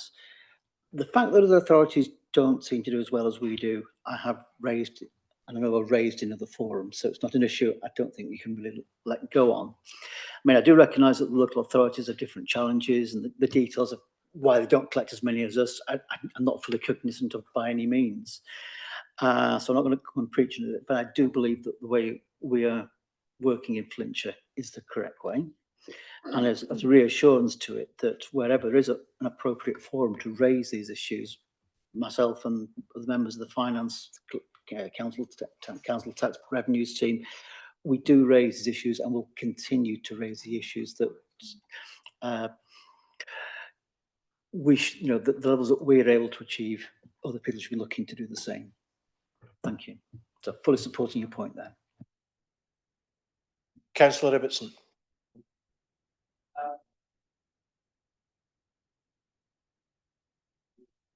Thank you. Thank you. First of all, on the issue of council tax collection, line 8, very briefly, I wonder whether the Chief Officer Governance might wish to take this opportunity to assure residents who are watching that we are very vigorous in our pursuit of council tax when people claim to be freemen on the land, and we get it in the end, even if it involves charges on property, and that way lies only pain. On the issue of the council tax section 13A discretionary write-offs, the case that the Chief Officer Governance has made is a very sensible one. Would he comment on the idea that by having this as a standalone dedicated budget line rather than amalgamated with at least one other thing, we risk creating the impression of a target to be spent? And then noting that the recommendations for this section say that we should comment on some of these, I have a couple of comments that might inform Cabinet when they are making decisions on their budget proposals. First of all, on line 5, this is the digital business analyst. I appreciate what the Chief Officer Governance has set out regarding the dramatic improvement that I'm sure all our residents have seen in relation to school application process. The concern is, certainly from me, that this £30,000 a year added into the core budget, essentially ad infinitum, once a change has been made to one of these processes, there is no further need for somebody to manage that because it runs itself and it feeds out to the departments responsible. The question is, what are we actually getting next that justifies keeping this post in there on a permanent basis? There is a line in there, further capacity within this area is required throughout the service to ensure that the solutions we create are user-centred. I am not entirely sure what that is trying to say, but if the Cabinet is minded to include proposals that we build in £30,000 on a permanent basis for this, I would suggest to them that they might wish to investigate further what is actually coming next. And then finally, on the SharePoint and the discussion of AI minute taking, I would associate myself with the remarks made by Councillor Coggins-Cogan that there's potentially a huge opportunity in terms of transcripts of council meetings and so on. I think that's a sensible implementation of artificial intelligence. But speaking to people who receive care and care workers regarding the idea of AI minute taking in that setting, there is a concern that the most important things in any social care appointment are the things unsaid. They're the silences and they're the body language, the uncomfortable reaction to discussing certain things that AI just listening to what is said, to what is vocalized, will not pick up. And we risk having case notes that are generated quickly and that are, a fair transcript of what was said, but that tell us nothing about what was actually communicated in that setting. And so I do think that before we race headlong into this, we ought to take great care to consult in a meaningful way, discussing the pros and the cons with people at the sharp end of this.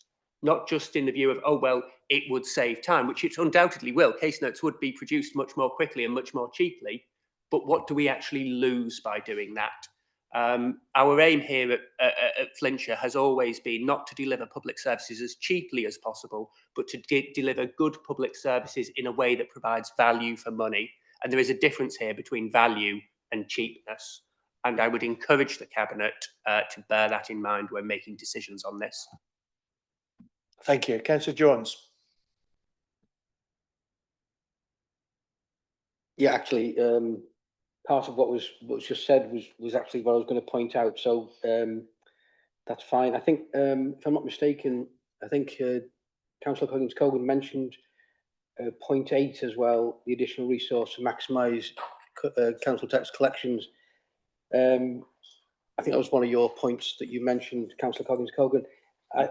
My view on that one particularly would be that it was actually investor save, because I think a 1% drop in collection rates equates to about 1.3 million. So obviously that's an investor save item, which would be a good thing, obviously, very positive. Thank you. Chair, I was asked to confirm to our residents that we do enforce against freedom of the land. Yes, we do. That was my point for saying that we are the second highest collector of council tax in Wales. It's just that across the board we see collection rates drop because of the increased difficulties. We remain a sensitive collector of council tax, and for those people that are genuinely struggling, we are responsive to their needs. It's those people that, like I say, think that have been misled into believing that they can opt out of the system, far less understanding in relation to those. We'll use all the tools available to us. I've mentioned charging orders on properties. We had our first enforced sale of a property recently to secure debt, but we'll use bankruptcy as well if necessary to try and to get back to collection levels that we need. In relation to the budget for the Section 13A discretionary awards, rather than being seen as the target to be spent, I might have imagined, Chair, that people would be worried that that £15,000 budget actually represents an upper limit, and that when that upper limit has been reached, we wouldn't award any more. I'm looking to my finance colleagues. I don't think we'd do that. Whilst we set a budget aside for it, and we'll make sure we'd work over the years to make sure that that budget is appropriate. But if we find ourselves in a situation where we think somebody should have a discretionary award and we have spent the budget already, we'd be talking to the finance colleagues about additional money from reserves to make sure that eligible people still receive what we consider to be an appropriate discount. And yes, case notes, absolutely. If we're producing minutes of meetings, and I alluded to it when I talked about ethical AI. In all things with AI, you can't just leave the AI to be the sole determinant. There has to be human intervention.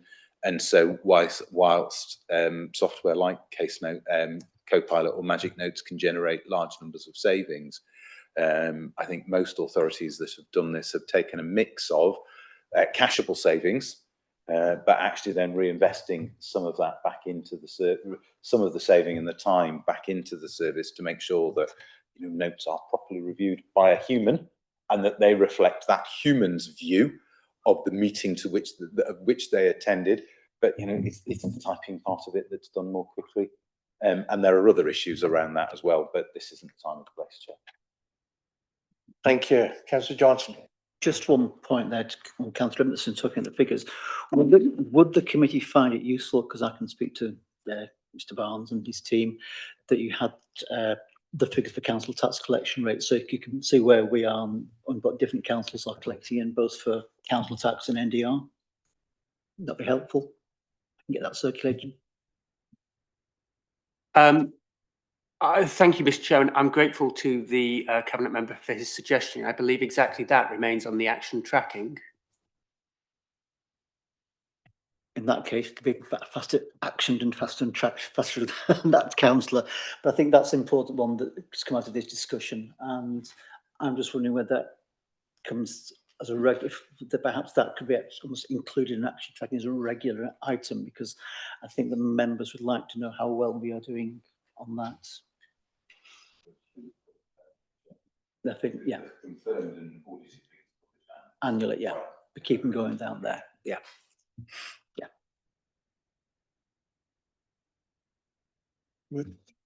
Moving on to assets now. Thank you. Thank you, Chair. Yeah, just at the top of page 35, is the schedule of assets cost pressures. Just to give some background to those, the first one there is around community centres and changing rooms, some statutory testing that is required within those that needs to be carried out, and that's led to a pressure of 40,000. The second item, 46,000 under industrial units. This is for one of the units that we're actually selling, so there'll be no longer income from that particular unit. So this is the income attached to that, and that would be reinstating or reducing the income target by that figure.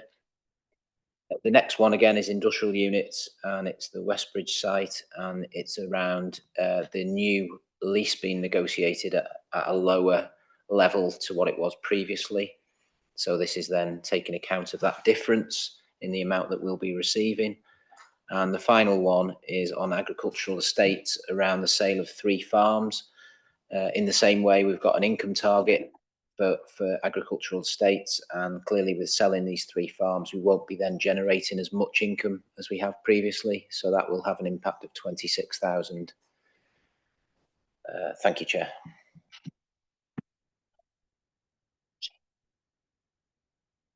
Councillor Collins-Cogan. Thank you, Chair.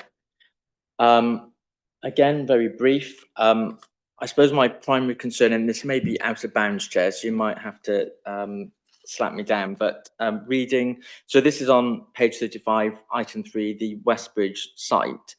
My principal concern is the way the deal has been structured, because it's essentially a 50% increase after 4 years. My fear is that whoever sat in this chair in 3.5 years' time will be asked if we can sort of somehow structure a new deal, because this is unaffordable. So just want some reassurance that this is actually an affordable deal for the person that's taking out the lease, because to me it's a hell of a jump. It's not feathered or anything.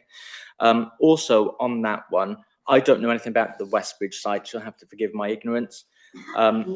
But that rent amortised over the 10 years comes out at £266,000 a year, which is 5% less than the current rent of 280. I just want to know why there's been, house land rents generally on the increase, why this one has gone down. Again, if it's a very obvious issue, apologies, I don't know anything about it. And on item 4, this is just a very quick appeal to the cabinet. The leader's gone out, but I've got the benefit of 2 deputy leaders in the room, just to seriously reconsider the sale of agricultural land, Chair. Council farms used to be a way for younger people to get into the agricultural business if they either had family farms but weren't inheriting, or they were just interested in it.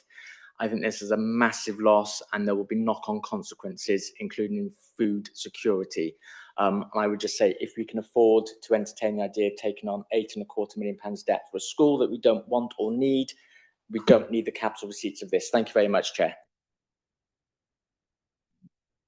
Very, very close to the wind.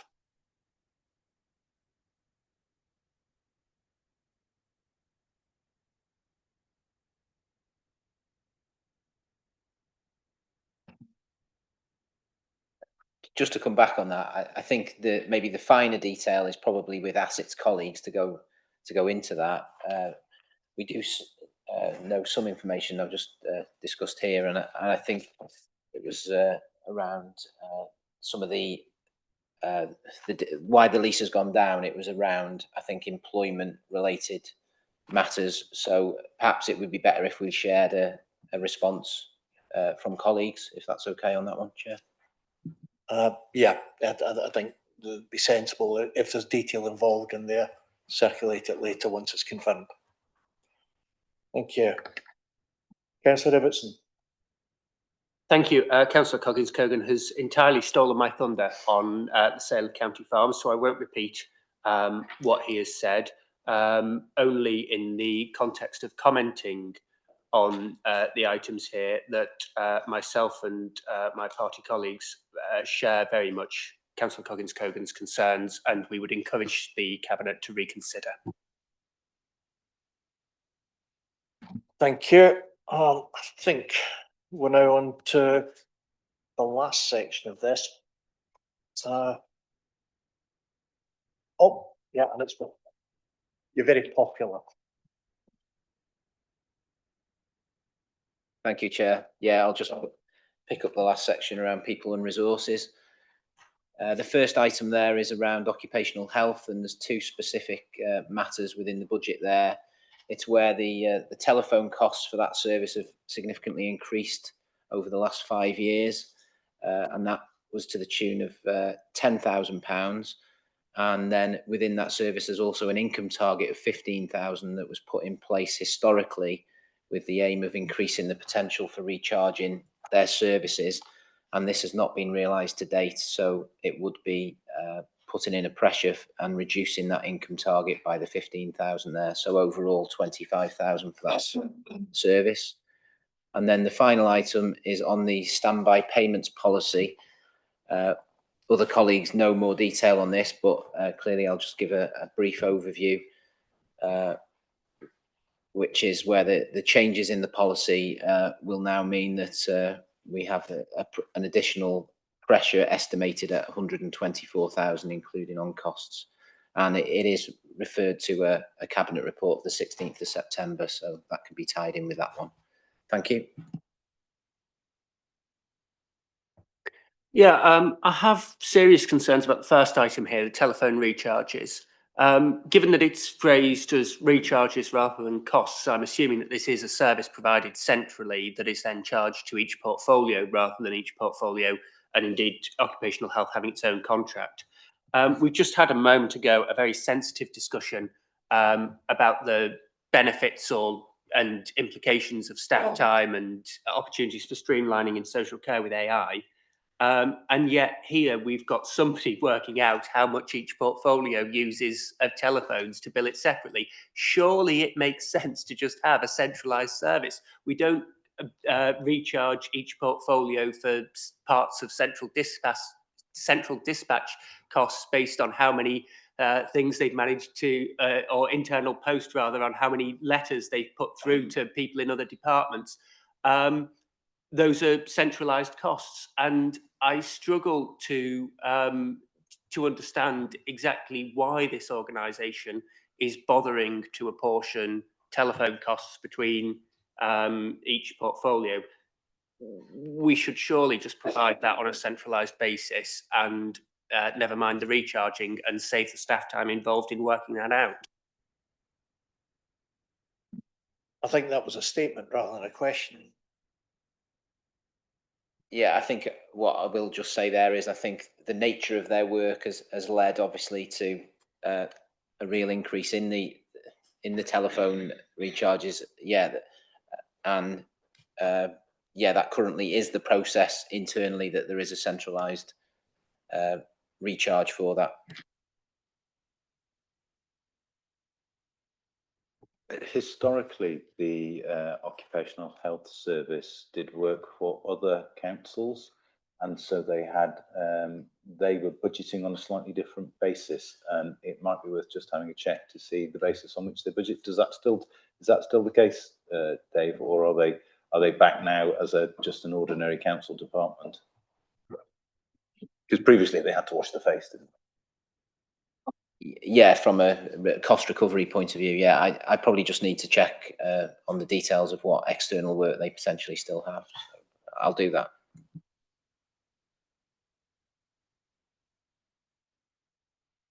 Thank you, Mr. Chairman. Yes, just to clarify my point, the reasons for the increase in telephone costs are perfectly explicable, and I have absolutely no qualms with that. You know, it's a cost pressure that is justified.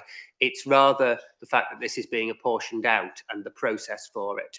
As regards other services provided to other councils, whilst the service itself might judge how much of its time is spent on providing that to other councils and how much of its use of the phones is.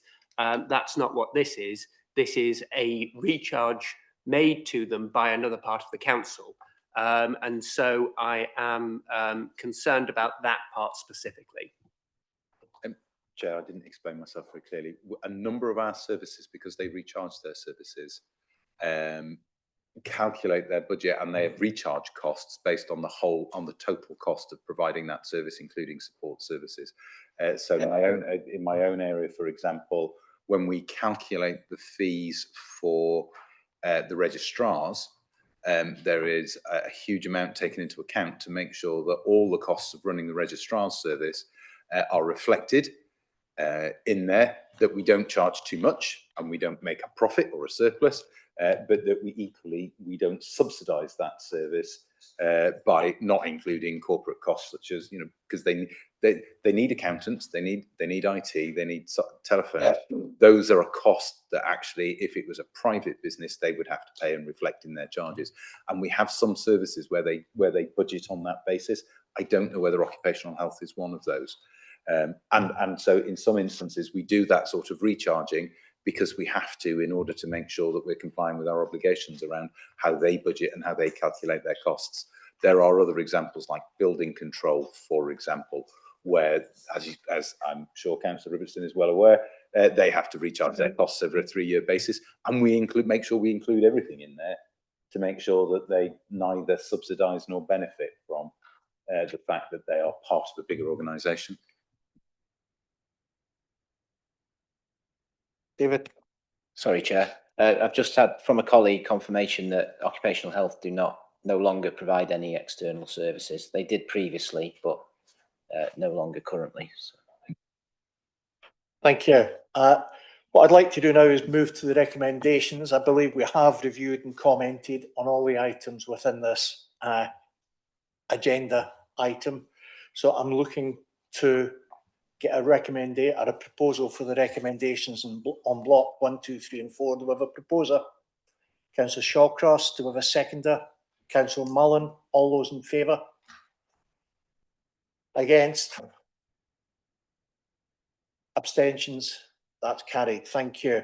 I'd like to propose, before we move to the next agenda item, a 10-minute break.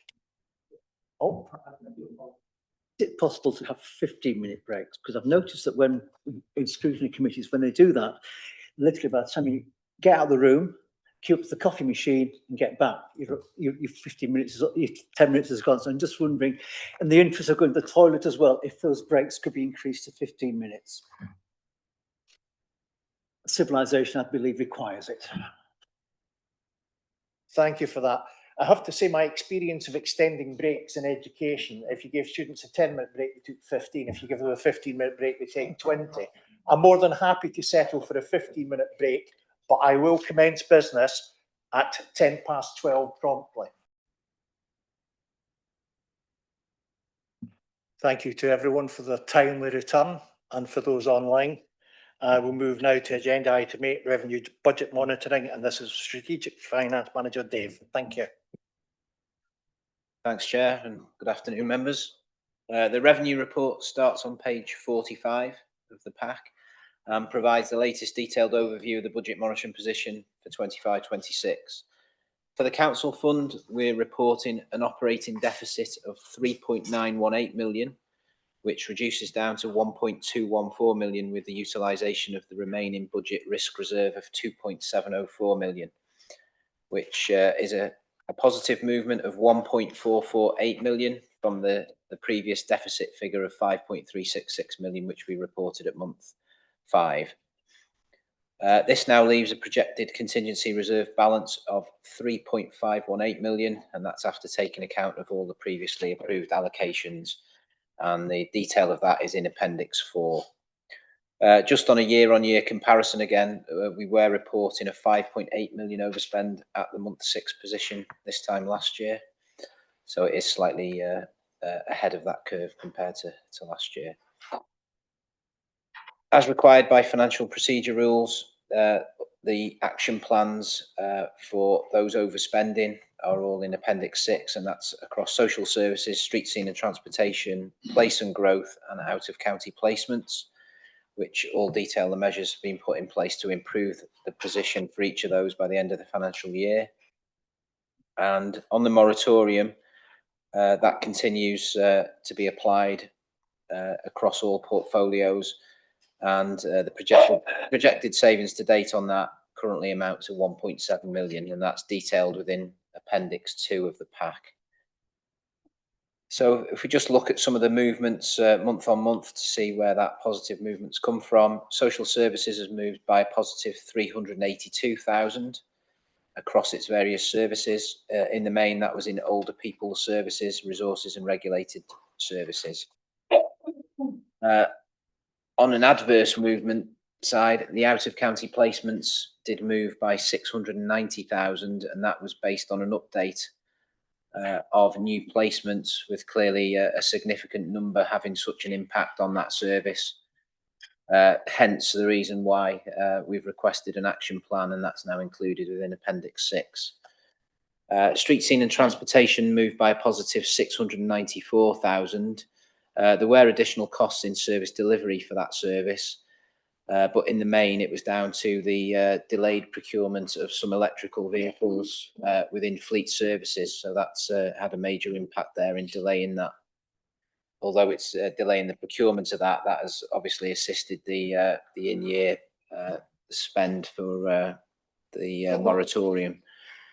Transportation spend is also reduced by 100,000 in that area. Just to point out as well, we're currently within that service area not allowing for any of the sustainable waste management grant, but Welsh Government has provided a verbal update that it's likely that that will be confirmed now in year, albeit we are in November, and you know the grant for which that relates to is,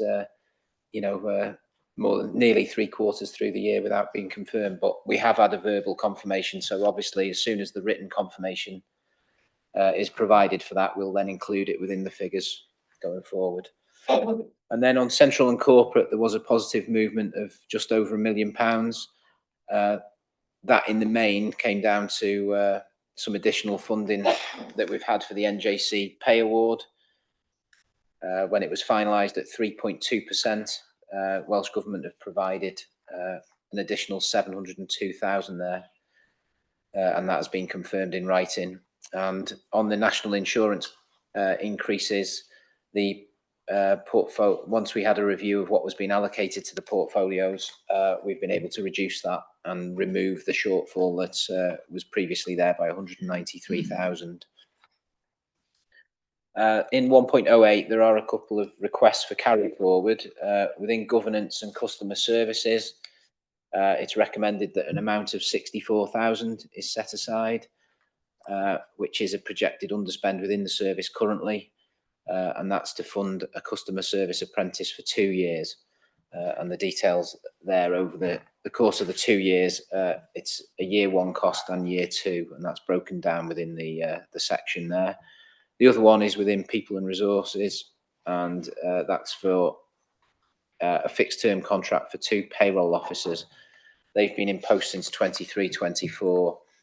And this is where we've just had a shortfall of funding of 10,000. So we're just requesting that the 10,000 that we've been able to find in year is put towards that to fund them through into 2027. Just on the in-year risks, and I'll just pick up on a few of the in-year risks. Council tax income, that's one thing we've just been speaking about prior to the break. Our in-year collection level is 56.3%. That's compared to 56.6% in the previous year, so just marginally down. Another one is the waste recycling infraction charge. We are again still waiting for Welsh Government to provide a steer on that, but the risk remains at 540,000 for those 2 financial years. The medium-term financial strategy has been covered within the previous agenda item, and we still have the risk around holiday pay calculations still outstanding, so we still await an outcome on that one. And just on the achievement of planned in-year budget reductions, we're currently estimating an achievement rate of 97% on those, compared to the rate of 95% in the KPIs. And just to finish, well, a couple of points on unearmarked reserves, just to confirm there that the base level is 8.985 million. Our contingency reserve is 3.518 million. So that adds up to 12.5 million, which equates to 3.15 of the overall approved budget. So that has obviously risen slightly with the favourable underspend in the latest figures.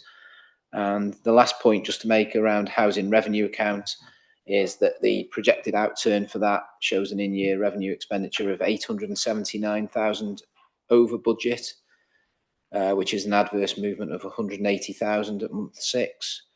But that does still provide an unearmarked balance of 2.533 million, which is 5.93%, which is above the prudent level of 3%, which is recommended. And the detail of that is in Appendix 5. Okay, thank you, Chair, and happy to take questions. Any questions? Councillor Ibbotson. Thank you. First of all, paragraph 107 on page 49. We've got there, an appeal to the valuation agency on the County Hall rateable value has generated a one-off windfall of £110,000. One of the big justifications for moving out of County Hall was the NDR saving. This one line implies that that was not initially realised, that there has been some saving, but that it isn't long term. So Can we have, and again, I appreciate that officers might not have the answers to hand immediately, but if we can have come back to this committee, an item on County Hall comparing the actual savings on non-domestic rates with that originally projected. Secondly, and forgive me for sounding like a stuck record, obviously we've now got schools delegated and schools non-delegated separated out in paragraph 102 on page 47, which is very welcome. No issues with the non-delegated section, but the delegated section assumes that each school spends no more and no less than its delegated amount. Now, we know that schools end up running deficits. We know that schools overspend, which then shows up in our reports. We know that school spending will not perfectly align with that. And when it doesn't, ultimately, this council makes up the difference. And as long as the net position of schools in surplus and schools in debt to us balances out, doesn't go too far into the red, it's all fine. But, and you know, that's the position that the council's historically taken, and it is what it is, and people can like it or not or whatever. That isn't what I'm asking here. The key point is that figure in the projected outcome turn for schools delegated does not actually reflect what is actually being spent by schools. All the other figures on here in projected outturns do reflect what is actually spent. That one is an anomaly because it is assumed to balance regardless of the reality, and I have particular concerns about that.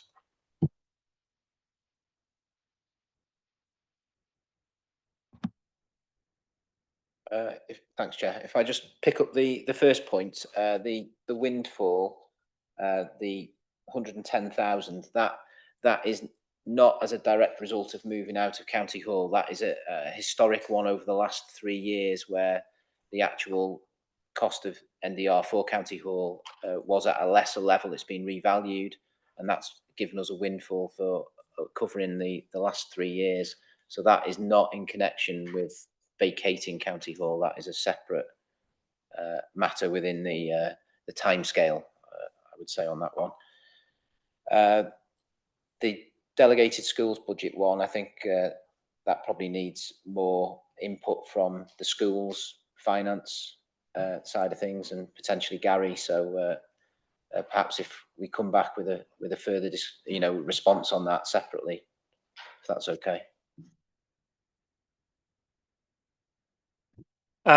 Thank you. The County Hall issue then, how has this arisen? Is there been a mismeasurement of the square footage of it, or presumably the rateable amount per square foot is not what's subject to disagreement? Is it the measurement of it that's been disputed? Again, I think we'd probably need some input from David Barnes with regard to this. It's one that he's forwarded through to us to notify us, so he'd probably have the detail around that if we can provide a response from him on that. Thank you. I have a minor question, which I think probably will have to come back to me anyway.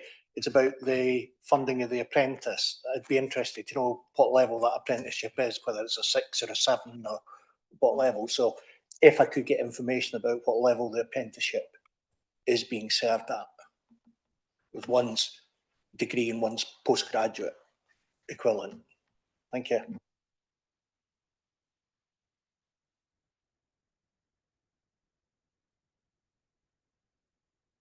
Nobody else is indicating. Nope. Yeah, so can we move to the recommendation? Oh, so yeah, sorry. Capital comes, sorry, yeah, I do this every month.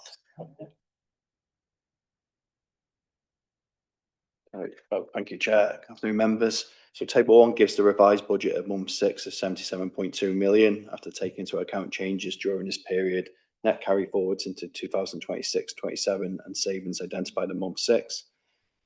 Changes during the second quarter are shown in table 2, and in the main this is down to reprofiling education scheme budgets in terms to in-year expenditure, along with the HRA borrowing, which has been reduced in line with schemes for shelter housing review, and the reduction in the sharp schemes due to schemes currently being at feasibility stage, and as well prioritising funds received through the Transitional Accommodation Capital Programme. Table 3 shows the projected outturn position of 71.8 million, resulting in an underspend of 5.3 million, which is recommended in the report to be carried forward to the next financial year. The breakdown of these is shown by portfolio in Table 4. Paragraph 1.17 confirms there's no additional allocations identified this quarter, and paragraph 1.18 shows there's been 2 savings identified in the quarter relating to ICT schemes. So this is £200,000 in relation to the data centre relocation project following completion of the scheme, and £88,000 in relation to server replacement technology following a tender exercise. The overall funding position for this year is shown in Table 5, which is in a surplus of just over 4 million, which has increased by £408,000 since month 4. And the main is due to savings just discussed and for the capital receipts received. And finally, paragraph 1.28 in the report discusses the monitoring of potential indicators, and an update of this is provided in Appendix D. Happy to take any questions, Chair.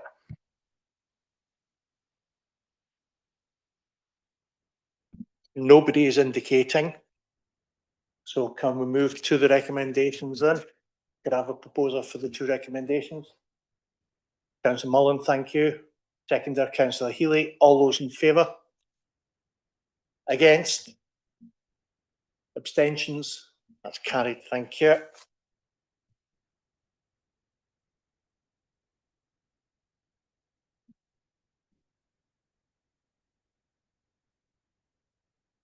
Move to agenda item 9. And this is going to be taken by Chris. Thank you. Thank you, Chair. Yeah, this is the capital strategy for 2026-27 to 2028-29. This report complements the capital programme and updates the Council's capital strategy. The report explains the need for the strategy, its key aims, and the contents of each of its section. There's very little change from the report presented last year. However, the potential indicators in the report have been updated. For example, Table 1 shows the capital planned expenditure in year. Table 2 showing how this will be funded. Table 8 is another ratio to mention, as this suffices as the net financing cost compared to the Council's overall revenue budget. And this indicates we're not on a unsustainable basis. As you can see, there's just marginal movements year on year, suggesting borrowing levels are not substantially increasing from the previous years. Just let the committee know this report will be presented to Cabinet next in November the 18th, and then it will go to full council on the 3rd of December. Thank you, Chair. Thank you. Any questions? Nobody's indicating. So can we move straight to the recommendations then? Can I have somebody? Councillor Shawcross, a seconder. Councillor Clayton, all those in favour? Against? Abstentions? That's carried. Thank you. Move on to agenda item 10.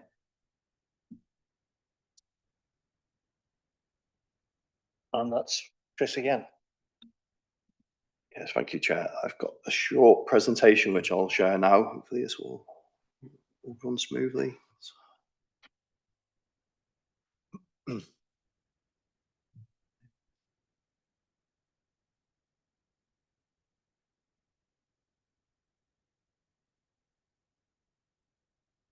Apologies.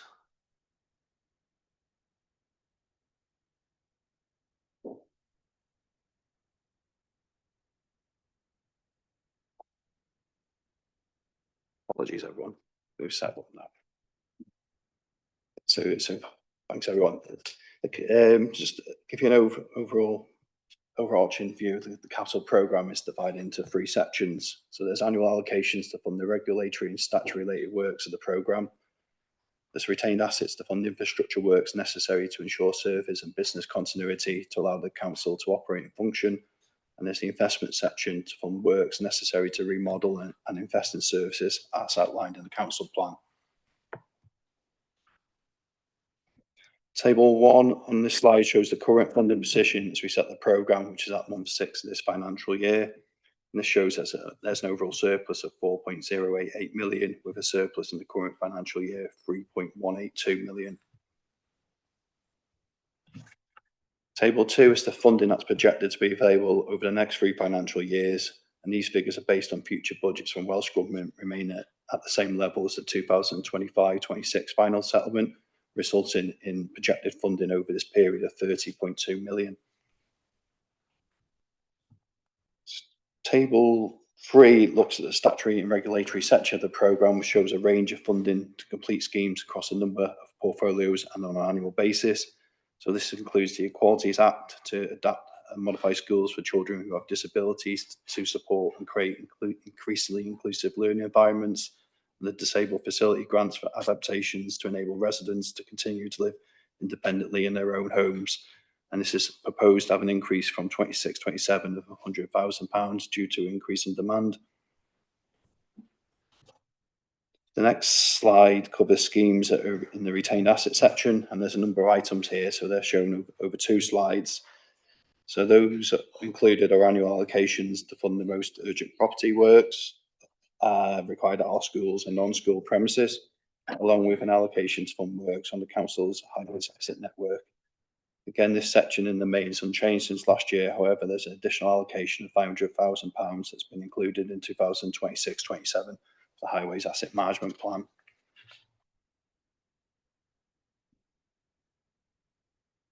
Some new schemes in this slide for this year relate to £600,000 for ICT server and backup technology replacement in schools. And this is to enable them to store essential school and pupil file data and information.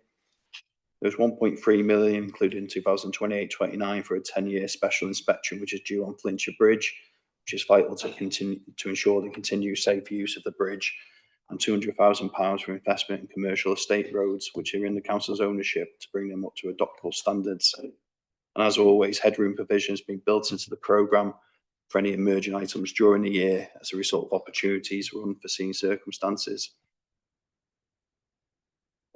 Table 4 is the investment section, which is split over 2 slides. So the first slide shows schemes that have previously been approved in the programme.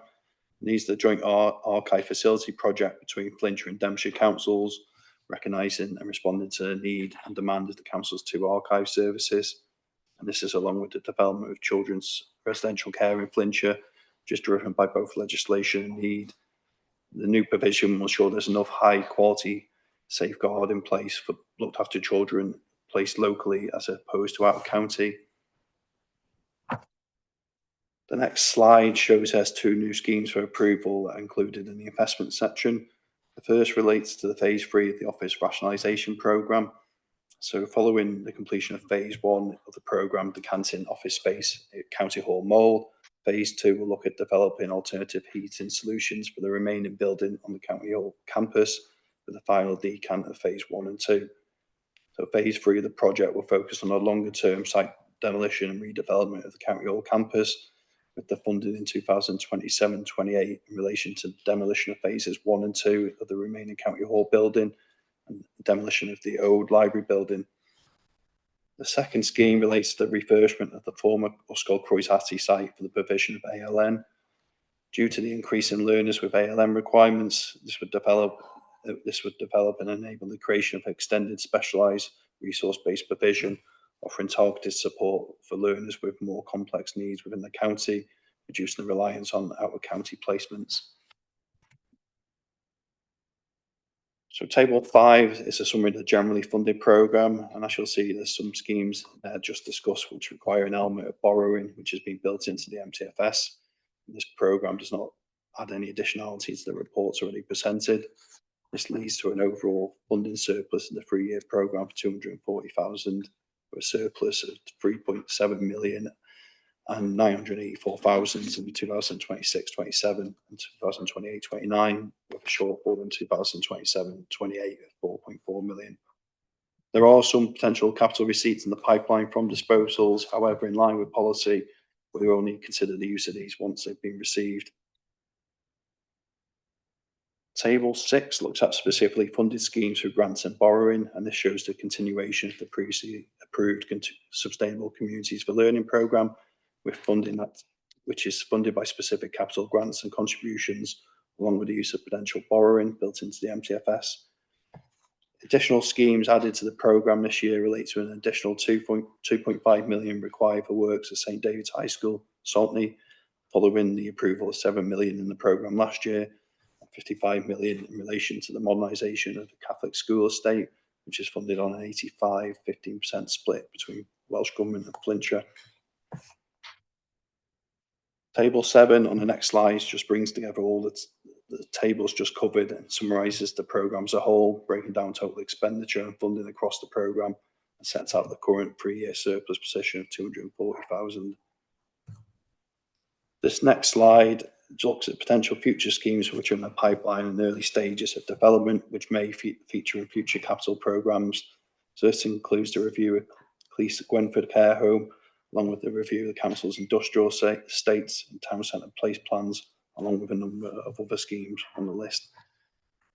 Finally, this slide just gives the committee timescales for the reports, with comments and feedback from committee today being fed back to Cabinet on the 18th of November, before going to County Council for approval on the 3rd of December. So I'll stop sharing that, Chair. So that's it.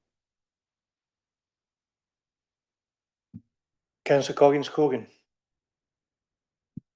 Thank you, Chair. I have a very brief question. If I've got the, so I want to know if I'm correct or not, and if I am correct, then I'd have a slightly longer follow-up.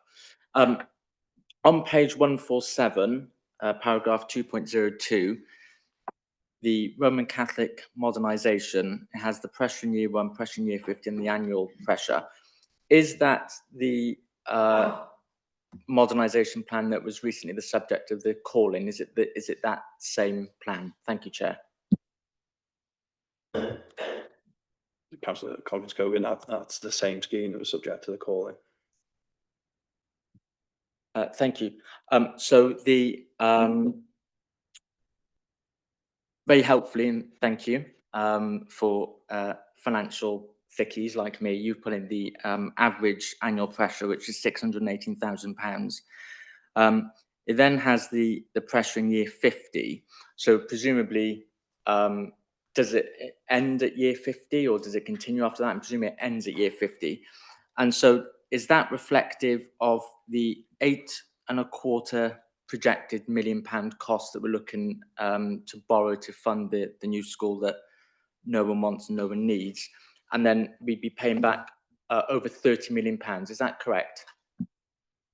Before you answer, the decision on whether the school is wanted or needed is not a decision or a consideration here. The consideration is the funding for a school. The fact that it has a Roman Catholic function is immaterial. We're funding a new school.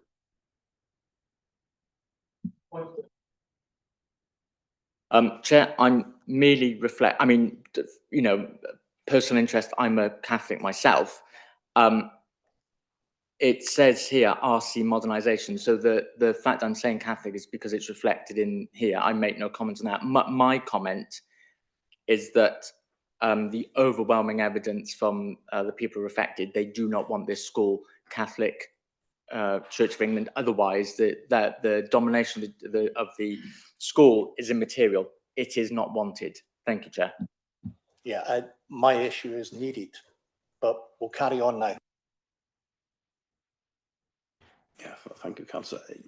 Yeah, it's reflected that the 551 will be the year 1, and then with the annuity method, it will grow to a year 50 payment of 711,000, with that average being 618.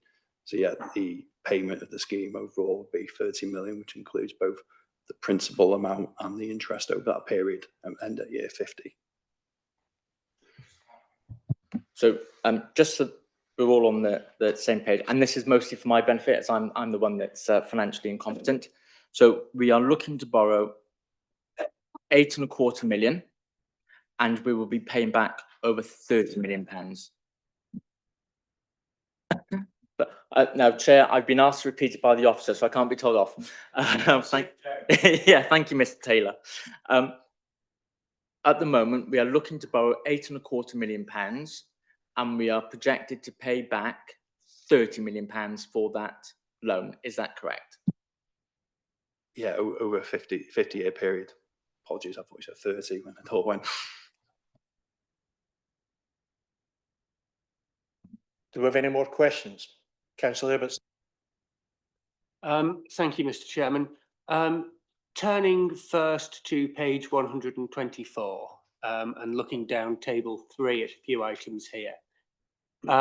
First of all, private sector housing renewal. I appreciate that the intention of this is to bring properties which are of a poor standard in the private rented sector back to an acceptable standard by means of government loans and grants. I would question the council's spending on this and suggest that it's far better for us to use our capital reserves to purchase capital resources to purchase properties and expand our social rented sector, which brings down and outcompetes the worst landlords within the private sector. Moving on, school building works, and I'm looking here at page 125, 114, and the third paragraph within that section, works to upgrade ventilation systems at school kitchens which are failing building regulations and gas safety legislation and are at risk of closure, £200,000 per annum. How many schools does this affect? How many schools are affected by this? And how many are expected to be addressed within each year? And if there are, assuming that this is a recurring cost within the line, which it appears to be by all accounts from the numbers in the table on page 124, which schools are at risk of being closed down because of the failures on building regulations and gas safety regulations, but which aren't going to be addressed for another 2 years? Can we have a list of those schools which are assessed as unsafe for Flintshire children, at risk of closure, but we're not going to touch for a couple of years?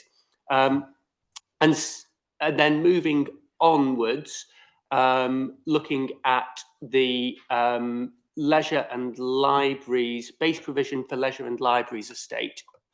There's £200,000 per year allocated there to do such repairs as may be required in the council's role as landlord.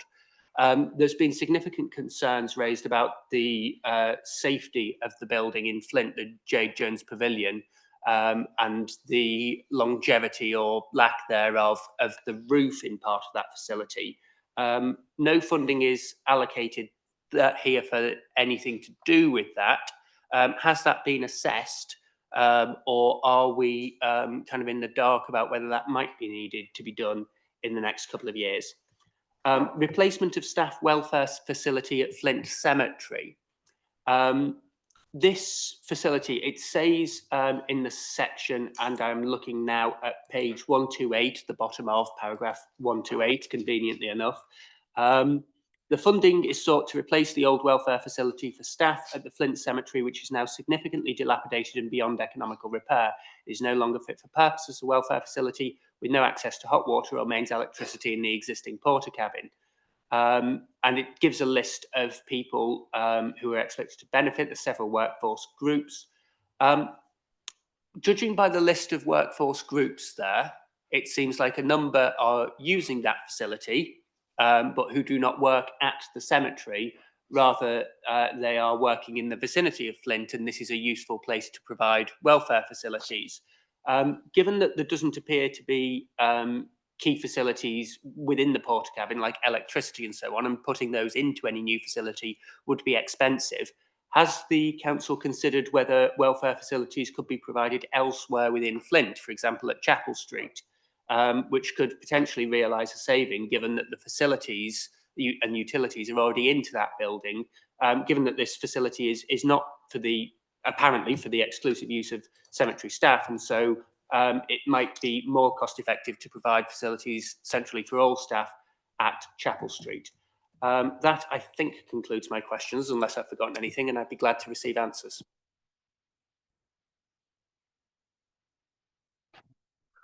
So good afternoon, Chair. My name's Rob Taylor. I'm the team leader for corporate property maintenance, and thank you for the questions, Councillor. In terms of the first one around kitchens in schools, so the programme is a rolling programme. We're currently doing a number of periodic tests for levels of gas in kitchens. I think the two risks that we're managing at the moment, one is that we have a number of gas appliances, but jointly working with NEWID, there's a change plan to move to electrical equipment, electrical combi ovens. So in terms of number of schools that are in focus, there's probably 10, and our plan is to work through those over the 3-year programme. We have got monitoring in place, we are checking, but again, it's a compliance that we are striving to achieve in the next 3 years. In terms of leisure, so the allocation is £200,000. That's a joint pot that I jointly share with Gwetla, and that's for day-to-day repairs and risks. In terms of the larger projects, we've just recently commissioned condition surveys for Flint. We've got one for Deeside, and those costs as part of a larger capital investment programme will be part of the business cases for those redevelopments.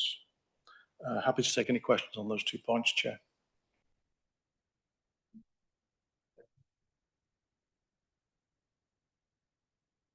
Thank you. The J. Jones Pavilion question, the response I shall leave at that, just noting that there may be more coming down the line for us on that. Regarding the schools one, I think this begs more questions than it answers.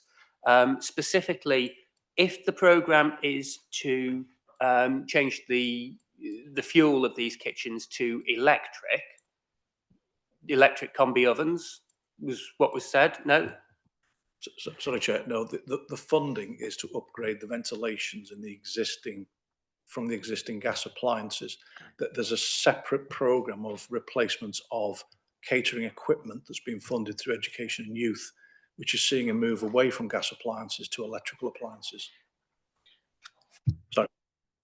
Well, in that case, whilst the programme to move to electric as a fuel is welcomed, it doesn't change the fact that obviously there's a need to improve the ventilation in these schools that still have gas. And again, you know, I quote from the section that says that these are at risk of closure because of failure to comply with gas safety legislation and building regulations.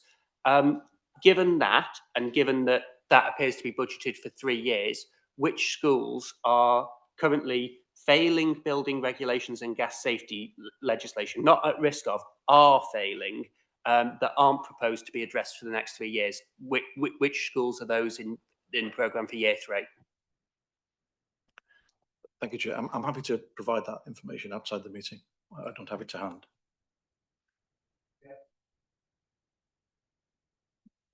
Thank you, Chair. I'm going to apologise to the officer now, as I'm not sure if you're in the room earlier on, but I'm sort of financially illiterate, so you have to forgive maybe some of the ignorance of my questions. But I noted what you said about you sort of shared the capital budget with Gwetha. Is that normal, what we would expect? Only because I thought the sort of point of it being created as the LATC was that it was a separate entity, and it looked after its revenue. Obviously, we gave it funding, but it had to live within its means. But we share a capital budget with it, and who is the person that decides how much is in that budget and what share Gwetha have? I just want to sort of tie that down. Again, apologies for my ignorance. Thank you, Chair. Just for clarity, the budget is for the landlord's responsibility for Flintshire County Council. What we have is a joint working group where we monitor the expenditure and we share discussions around risks and mitigation as they present. The important point, Chair, is that we are flexible to respond to needs as they present to keep our services open and running and in terms of achieving income. So it's a landlord pot that we use, but jointly work with Gwetla in terms of priorities.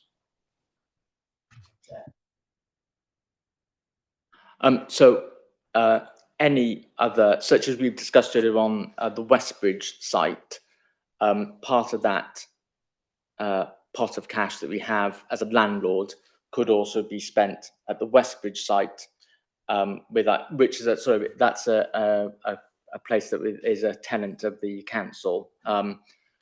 So that pot of money could quite happily also be spent there as well on capital works as our responsibility of landlord. This isn't particular or specialised to the fact that it's Gwetha and it's the LATC. This is just about our responsibility as a landlord.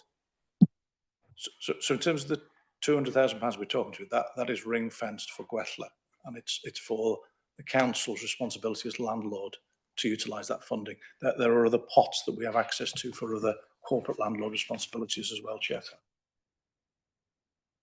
Yeah, so there's an annual allocation of 600,000 in the programme for corporate assets, which could pick that up fall under that area.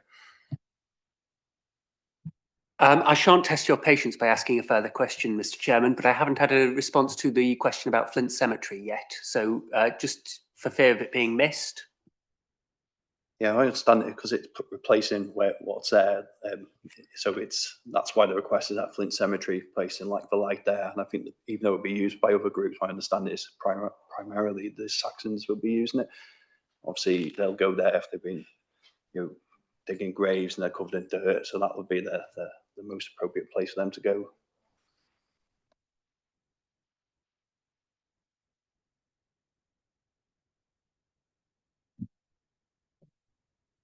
Do we have any other indications?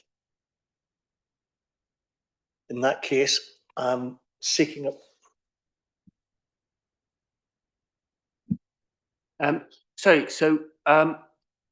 The other cemeteries in Flintshire, I understand that most don't have welfare facilities. So is there a particular reason why Flint does? Yeah, my understanding there is across the county.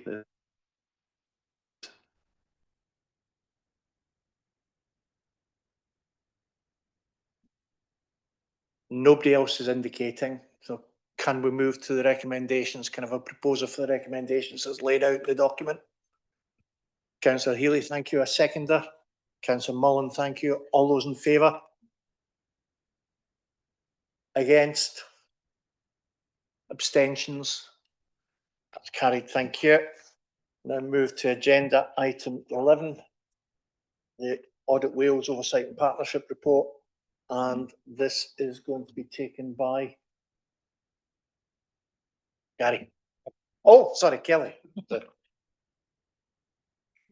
Thank you, Chair, and good afternoon all. Earlier this year, Audit Wales conducted an audit on the Council's oversight of partnerships. In specifics, they were looking to ensure that the Council had the proper arrangements in place to provide effective oversight of partnerships. 2 partnerships were selected for the audit, and that was the Community Safety Partnership and the Public Services Board. The Council was issued with the final report from Audit Wales in September. That sets out the findings and the recommendations, and that can be found at Appendix 1 to the report. They highlighted a strengthened intent of the Council in terms of partnership working, and that there was governance arrangements in place for the partnerships that were audited. However, it was found that the Council, or Audit Wales found that the Council has a lacking in corporate approach towards its partnerships, with no consistent means to define, manage or oversee them. As such, they have set 2 recommendations in relation to this. They've been summarised under 1.04 of the covering report, but can also be found in the accompanying appendix as well. As is, standard process and management form has been completed. This is looking to outline the actions that will be taken to address and ensure that those recommendations are met. And in line with standard process, this is being reported to the appropriate overview and scrutiny committee before it goes on to reporting to Cabinet and then to the Governance and Audit Committee later this month. Thank you. Do we have any questions? Nobody is indicating. Oh, Councillor Ibbotson, you don't disappoint. Looking through the Audit Wales report, I think that the choice of partnerships that Audit Wales chose to review have had a significant bearing on the outcome. Oh, Mr. Chairman. Are we heading to a question or a statement? Mr. Chairman, a question, of course. I think it's fair to say that the report has been significantly influenced by the choice of partnerships that Audit Wales selected to look at. those being the Community Safety Partnership and the Public Services Board. Now, I shan't regale the committee for, I think, the third meeting in 6 months with my views on the Public Services Board and the waste of taxpayers' money that it represents. But there's been significant concern expressed at this council about its management of other partnerships, notably the Aura issue. But there's also been concerns expressed at this committee about the working relationship with Newydd that I know have been at least in part echoed by Education Committee, who have their own separate concerns. Would the Cabinet member accept that the choice of partnerships that Audit Wales has chosen to review here have significantly influenced the findings, and that had those partnerships with service delivery agencies and LATCs and whatnot that the council has, the recommendations would likely have been quite different? I can't comment on whether they would be different or not, but I'm satisfied with what is presented in the report, unless the officer's got anything more to add to that.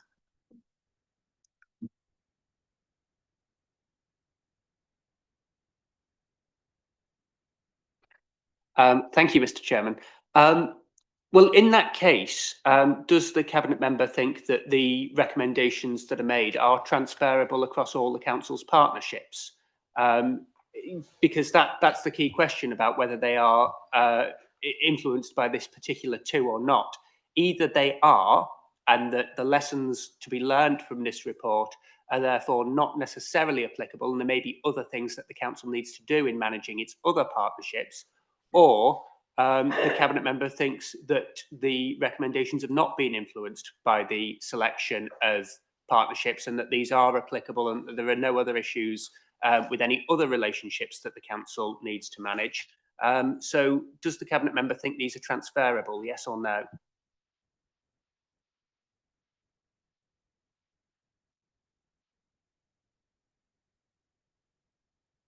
I think 1.4 says the council should clearly define what constitutes a partnership and work to formalise and encourage partnership working across the organisation. And it goes on to say about development of guidance and what have. And your question was so long, I lost track of the last bit of it, I'm afraid. Yeah. Councillor Madison. Thank you, Chair. Just a quick question, really, and I read the report with interest and the recommendations. Was there a particular reason why these two partnerships were selected, or was it a random selection? That's all. Thank you. Thank you. They were selected by Audit Wales, so I believe that they were random. We weren't consulted on those. So.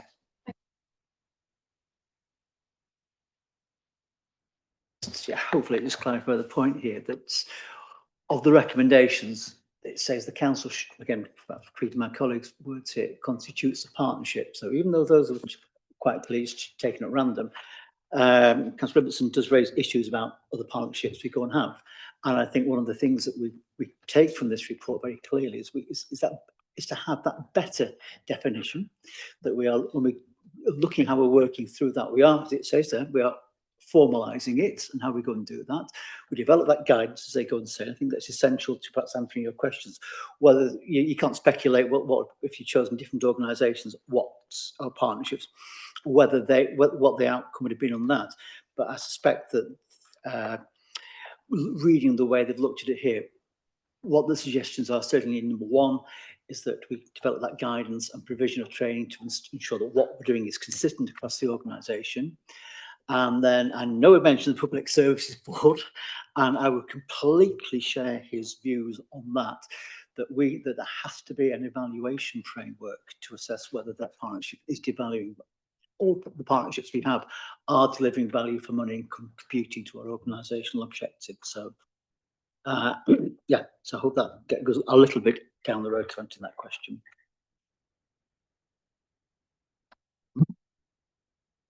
Thank you.